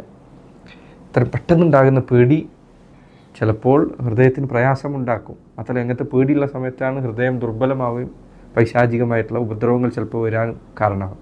അപ്പോൾ അത് ശ്രദ്ധിക്കണം. ഞാൻ പറഞ്ഞു വന്നത് ഇതിനൊന്നും പേടിക്കരുത്, പാമ്പിനെ പേടിക്കരുത് അങ്ങനെയല്ലേ ഞാൻ പറഞ്ഞത്. പാമ്പിനൊക്കെ പേടിക്കുന്ന പോലെ മനുഷ്യന് സ്വാഭാവികമായിട്ടും പലതിനെയും പേടിയുണ്ടാവും. മൂസാ നബി അലൈഹി സ്വലാത്തു വസ്സലാം പാമ്പിനെ കണ്ടപ്പോൾ അദ്ദേഹം പിന്തിരിഞ്ഞോടിയതുപോലെ. പക്ഷെ ആ പറഞ്ഞതിൻ്റെ അർത്ഥം പേടിച്ചുള്ള ജീവിതത്തിൽ ആവരുത്. നീ തൗഹീദുള്ളവനാണ്. ഇവിടെ ഇറങ്ങിച്ചെന്നാൽ അള്ളാഹ് വിധിച്ചതിനപ്പുറത്ത് നടക്കൂല. അത് നിൻ്റെ ഉറച്ച വിശ്വാസമാണ്. എന്തൊക്കെ ലോകത്തിലെ എല്ലാ സാഹറും എനിക്കെതിരെ സിഹർ ചെയ്താലും അള്ളാഹ് വിധിച്ചതല്ല സംഭവിക്കില്ല. അത് റബ്ബ് വിധിച്ചിട്ടുണ്ടെങ്കിൽ ഇത് സംഭവിക്കും. അള്ളാഹ് തീരുമാനിച്ചാണ്. അള്ളാഹു തീരുമാനിച്ചിട്ടില്ലെങ്കിൽ ലോകത്തുള്ള സർവ്വരും ഒന്നിച്ചാലും അത് തൗഹീദുള്ളവൻ്റെ ധൈര്യം അതാണ്. ഇന്ന് പലപ്പോഴും ചില ആൾക്കാർ ഇത് തെറ്റായി മനസ്സിലാക്കുമ്പോഴുള്ള പ്രശ്നമാണിത്. ദീന് ശരിയായ രൂപത്തിൽ മനസ്സിലാക്കിയിട്ടില്ലെങ്കിൽ അള്ളാഹുവിനെ കുറിച്ചുള്ള ബോധ്യമില്ലാതെ ചിലർ ഇങ്ങനത്തെ ചില കാര്യം പഠിച്ചു കഴിഞ്ഞാൽ ഇങ്ങനത്തെ പ്രശ്നങ്ങളിലേക്ക് എത്തും. അതുകൊണ്ട് വയ്യായ എന്നെ മാത്രം നിങ്ങൾ പേടിക്കുക. അള്ളാഹുവിനെ ശരിയായ വിധത്തിൽ പേടിക്കാൻ നിനക്ക് മറ്റുള്ളതിനെ കുറിച്ചൊക്കെ നിർഭയത്തുണ്ടാവും. നീ അള്ളാഹുവിനെ ശരിക്കും പേടിക്കല്ലേ. ബുദ്ധി എന്ന കിതാബിൽ പറഞ്ഞു കാണാം, ഒരു മനുഷ്യൻ അള്ളാഹുവിനെ മര്യാദക്ക് പേടിച്ചില്ല ദുനിയാവിലുള്ള സർവ്വതിനോട് പേടിയുണ്ടായിരിക്കും. അവൻ്റെ പേടി എത്ര കുറയുന്നോ അത്രയും അവൻ്റെ പുറത്തുള്ള പേടി കൂടും. അതുകൊണ്ട് നോക്കൂ, നിങ്ങൾ അള്ളാഹുവിനെ കുറിച്ച് അറിവില്ലാത്തവർ പേടിക്കുന്നത് എന്തിനെയൊക്കെയാണ്. നിരീശ്വരവാദി എന്ന് പറയുന്നവനും എല്ലാ ആൾക്കാരും നിങ്ങൾ ശരിക്കും ചിന്തിച്ചു നോക്കും. നിരീശ്വരവാദത്തിൻ്റെ ഏറ്റവും കടുപ്പം കൂടിയ ആൾക്കാർ ഇരിക്കുന്ന രാജാക്കന്മാർ, നിങ്ങൾ അവരുടെ ചരിത്രം വായിച്ചു നോക്കി, ഇവർക്ക് മതിലുകളെ വരെ പേടിയായിരുന്നു എന്നാണ്. ഒപ്പം ഇരുന്ന് ഭക്ഷണം കഴിക്കുന്ന ഒരുത്തനെക്കുറിച്ചും വിശ്വാസമല്ല. ഒരു മുസ്ലിമായ മനുഷ്യന് എത്ര സമാധാനത്തിൽ ജീവിക്കുന്നുണ്ടാവും. എന്നാൽ ഇവനോ 10 ആൾക്കാരെ ഇവിടെ സെക്യൂരിറ്റി വെച്ചാൽ അവന് ധൈര്യം ഉണ്ടാവില്ല. നിരീശ്വരവാദിയോളം പേടിത്തൊണ്ടനായ മറ്റൊരുത്തനുണ്ടാവും. ഒരു മുഅ്മിനെ സംബന്ധിച്ച് ധൈര്യത്തിൽ അൽഹംദുലില്ലാ. ഒരു ചരിത്രം എടുത്ത് വായിച്ചു നോക്കൂ, വലിയ വലിയ കമ്മ്യൂണിസ്റ്റ് നേതാക്കന്മാരെ തലവന്മാരെ ചരിത്രം എടുത്ത് വായിച്ചാൽ കാണാം അത്ര പേടിയിലായിരുന്നു ജീവിച്ചത്. എന്നാൽ അലി ബിൻ അബി താലിബ് റളിയല്ലാഹു അൻഹു ഇക്കണ്ട ഖവാരിജുകളും ഈ കണ്ട ഈ പ്രശ്നങ്ങളും ഫിത്നകളൊക്കെ ഉണ്ടായിട്ട് അദ്ദേഹം എന്ത് ചെയ്തിരുന്നില്ല, ഒരു അംഗരക്ഷകരെ വെച്ചിരുന്നില്ല. അദ്ദേഹം ധൈര്യത്തിലായിരുന്നു ജീവിച്ചത്, ഒറ്റയ്ക്കായിരുന്നു. അതാണ് ഖവാരിജുകൾ പിന്നെ മുതലെടുത്തത്. ഇത് അംഗരക്ഷകരില്ലേ, ഖലീഫയായിരുന്നു. ഒരു ധൈര്യം നോക്കുന്നുണ്ട്. അള്ളാഹു വിധിച്ചതല്ലാതെ സംഭവിക്കുകയില്ല എന്ന് ഉറപ്പുള്ളൊരു, ഈ പറഞ്ഞതിൻ്റെ ഒന്നും അർത്ഥം കാരണങ്ങൾ സ്വീകരിക്കരുത് എന്നല്ല പറഞ്ഞതിൻ്റെ അർത്ഥം. അങ്ങനെയല്ല എന്നെ പറഞ്ഞത്. കാരണം നബി സല്ലല്ലാഹു അലൈഹി വസല്ലം യുദ്ധത്തിന് ഇറങ്ങുമ്പോൾ പടച്ചട്ട എണിഞ്ഞിട്ടാണ് പോയത്. പക്ഷേ ഒരു മുഅ്മിനെ സംബന്ധിച്ചിടത്തോളം അള്ളാഹുവിലുള്ള തവക്കുലും റബ്ബിലുള്ള വിശ്വാസവും അവന് ധൈര്യം കൊടുക്കേണ്ടത്. പഴയ കാലത്ത് തൗഹീദുള്ള ആൾക്കാർക്ക് ചിലപ്പോൾ, ഇന്നുള്ള കുട്ടികൾക്ക് ചിലപ്പോൾ വായിച്ചിട്ടുണ്ടാവും. പക്ഷേ പഴയ ആളുകൾക്കുണ്ടായിരുന്ന ഈമാൻ ചിലപ്പോൾ നമുക്കിന്ന് കാണാൻ പറ്റില്ല. പഴയവർക്കുണ്ടായിരുന്ന വിശ്വാസവും ഉറപ്പും അത് തൗഹീദിൻ്റെ കാര്യത്തിൽ നമുക്ക് വേണം. ഇയ്യായ ഫർഹബൂൻ, എന്നെ മാത്രം നിങ്ങൾ പേടിക്കുക. ജാറത്തിൽ ഒരു നാട്ടിലൊരു ജാറുണ്ട്, അവിടെ അതിനെക്കുറിച്ച് സംസാരിച്ച മൊയ്ലിയാർ എന്തോ കൈവശം തരും. ഇതിങ്ങനെ പേടിച്ച് ജീവിക്കാൻ തുടങ്ങി നീ തൗഹീദ് എപ്പോഴാണ് പറയുക? പേടിച്ചിട്ട് മാറിക്കുന്ന ആൾക്കാരുണ്ട്, തൗഹീദ് പറയില്ല. ഇങ്ങനെ പണ്ടുള്ള ആൾക്കാർ വിചാരിച്ചിരുന്നെങ്കിൽ നാട്ടിൽ എവിടെയെങ്കിലും തൗഹീദ് വരുമോ? അവരെനിക്കെതിരെ ഉപദ്രവം ചെയ്യും, ഞാനവിടെ കട വെച്ചാൽ ഇവരെനിക്കെതിരെ ഇത് ചെയ്യും. നീ ദിക്റല്ല, നസീമിന് അദ്ദേഹം ഇതിൽ പറഞ്ഞേക്കണം. അങ്ങനെ പ്രശ്നത്തിൽ അകപ്പെട്ടവനോട് എന്തു പറഞ്ഞു കൊടുക്കുക? നീ ദിക്റുകൾ സ്ഥിരമാക്കണം. രാവിലെ വൈകുന്നേരമുള്ള ദിക്ർ മുടക്കാൻ പാടില്ല, നിസ്കാരത്തിലുള്ള ദിക്ർ മുടക്കരുത്. ആയത്തുൽ കുർസി ഓതുക, ഒരു പ്രയാസം വന്ന ആയത്തുൽ കുർസി ഓതുക, സൂറത്തുൽ ഫാത്തിഹ ഓതുക. അള്ളാഹു നിനക്ക് പരിഹാരം നിശ്ചയിച്ചു തന്നിട്ടുണ്ട്. നീ റബ്ബിലാണ് ബരമേൽപ്പിക്കുന്ന. അള്ളാഹു തീരുമാനിച്ചാൽ അവൻ മൂർദാവിൽ പിടിക്കാത്ത ഒരു പിശാചോ ഒരു സാഹിറോ ഒരു മനുഷ്യനോ ഇല്ല. സർവ്വതും അള്ളാഹുവിൻ്റെ നിയന്ത്രണത്തിൽ. നീ എന്തിനാ പേടിക്കുന്നത്? മനുഷ്യന് സ്വാഭാവികമായ പേടി ഉണ്ടാകും. പക്ഷേ പേടി എന്ത് ചെയ്യരുത്? അവനെ അപകടങ്ങൾ കൊണ്ടെത്തിക്കരുത്. ഈ ആയത്ത് അത് ഓർമ്മപ്പെടുത്തുന്ന ആയത്തുകളിൽ പെട്ടതാണ്. സഹോദരങ്ങളെ, ദീൻ നമ്മൾ പഠിക്കുന്നതുകൊണ്ട് പണ്ഡിതന്മാർ പറഞ്ഞ പോലെ അള്ളാഹുവിൻ്റെ അടുത്ത് അകലാനും കൂടുതൽ പേടിക്കാനും അല്ല പഠിക്കുന്നത്. ദീൻ പഠിക്കുന്നതുകൊണ്ട് നമുക്ക് ഫായദ ഉണ്ടാവണം, ഉപകാരം ഉണ്ടാവണം. അതിൽപ്പെട്ടതാണ് തൗഹീദുള്ളൊരു മനുഷ്യന് ഈമാൻ അധികരിക്കുകയും ശക്തി ഉണ്ടാവുകയും ചെയ്യാനുള്ളത്. അള്ളാഹു പഠിക്കാനും മനസ്സിലാക്കാൻ തൗഫീഖ് നൽകട്ടെ. വഹാദാ വല്ലാഹു തആല അഅലം. വസല്ലല്ലാഹു വസല്ലം ബാറക അലാ നബീന മുഹമ്മദ് വഅലാ ആലിഹി വസഹ്ബിഹി വസല്ലം.